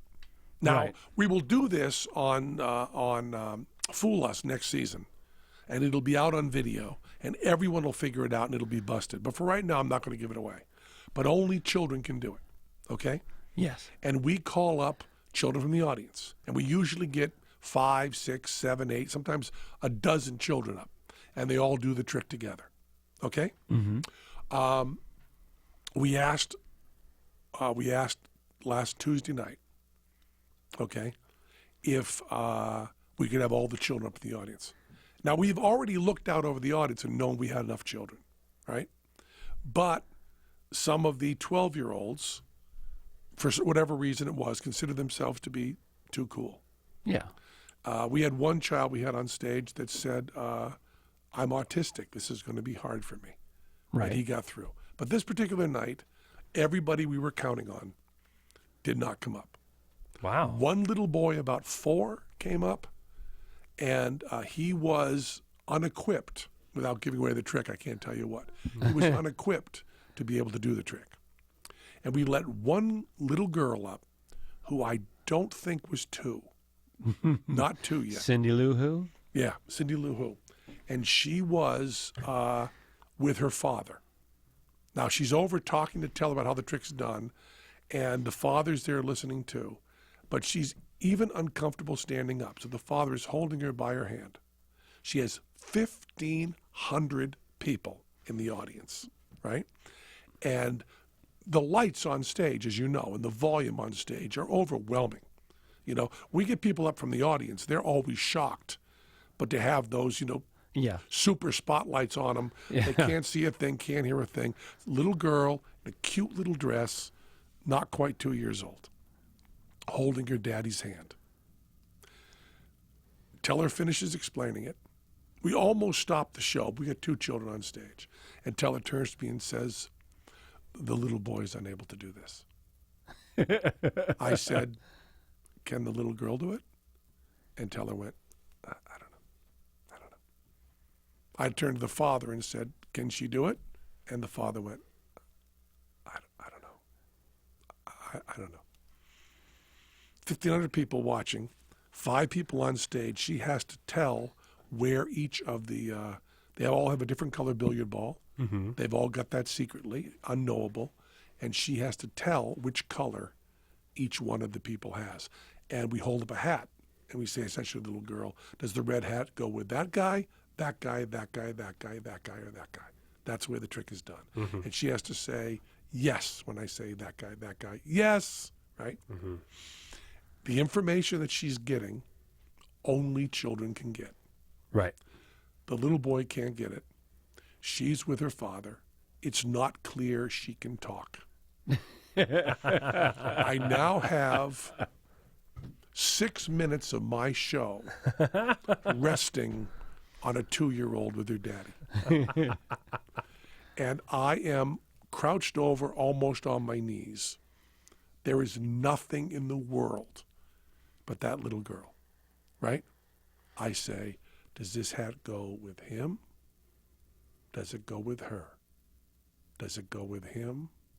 And on the third one, the little girl takes her little tiny, tiny hand and raises it. And when I say raises it, I mean about 4 inches. And I look at her and go, is that it? And she nods. And I go, okay. We have 4 more to go. Is it them? Is it him? Is it her? She nods, just barely. I just did it much too much. She just kind of moves her head up and down. It's like I don't know if I'm using a divining rod, but she keeps staring at me and smiling. Then the next 3, she just raises like 1 finger on each one. And I look over at Teller, and Teller goes, I don't know. And I look over at the father, and he goes, I don't know. And I'm very frank with the audience. I go, I don't know. Maybe she's done it. But I'll tell you, we can't do it.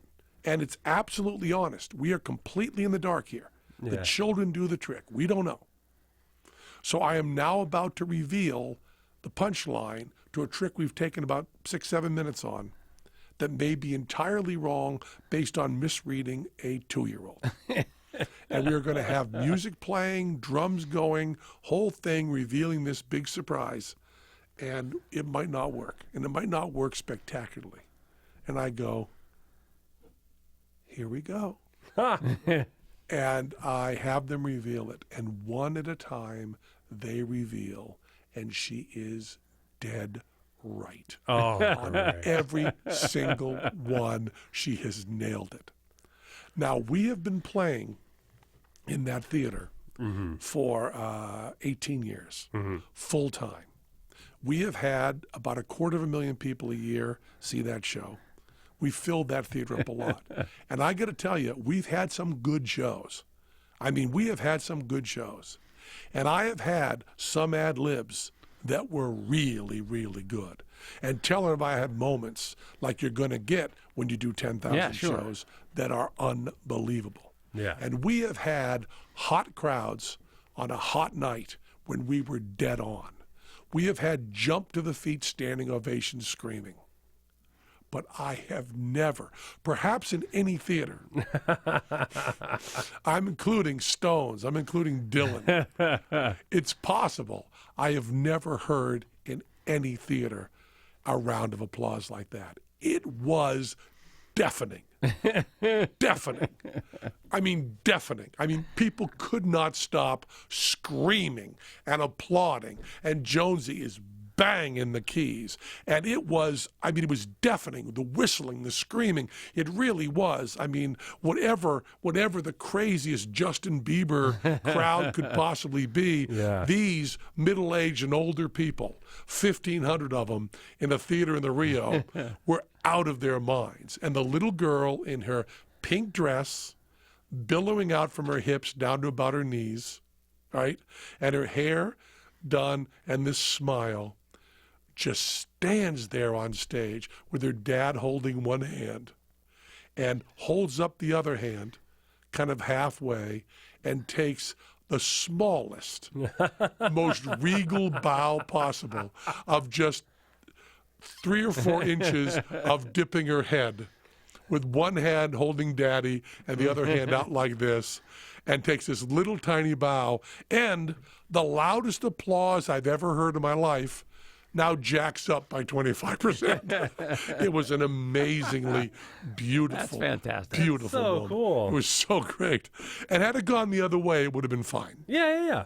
We would have gotten out alive. But man, it was just perfect, just the way you want it. So we will leave you on that image. Very nice. That's the image we leave you on, and that was Penn Sunday School. That was Penn Sunday School. Cha-cha-cha. And to our listening ears, You become naked. all nature sang and round us rang the music of the spheres. Now I'm not screaming because I have a little bit of a cough, like that. Yes, you still do. Yes. And also we're going to do a bank show. 2 bank Yeah.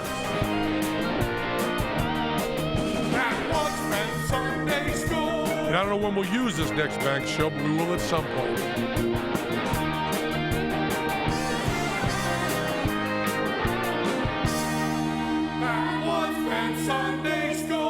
And when all else fails, you know we love you.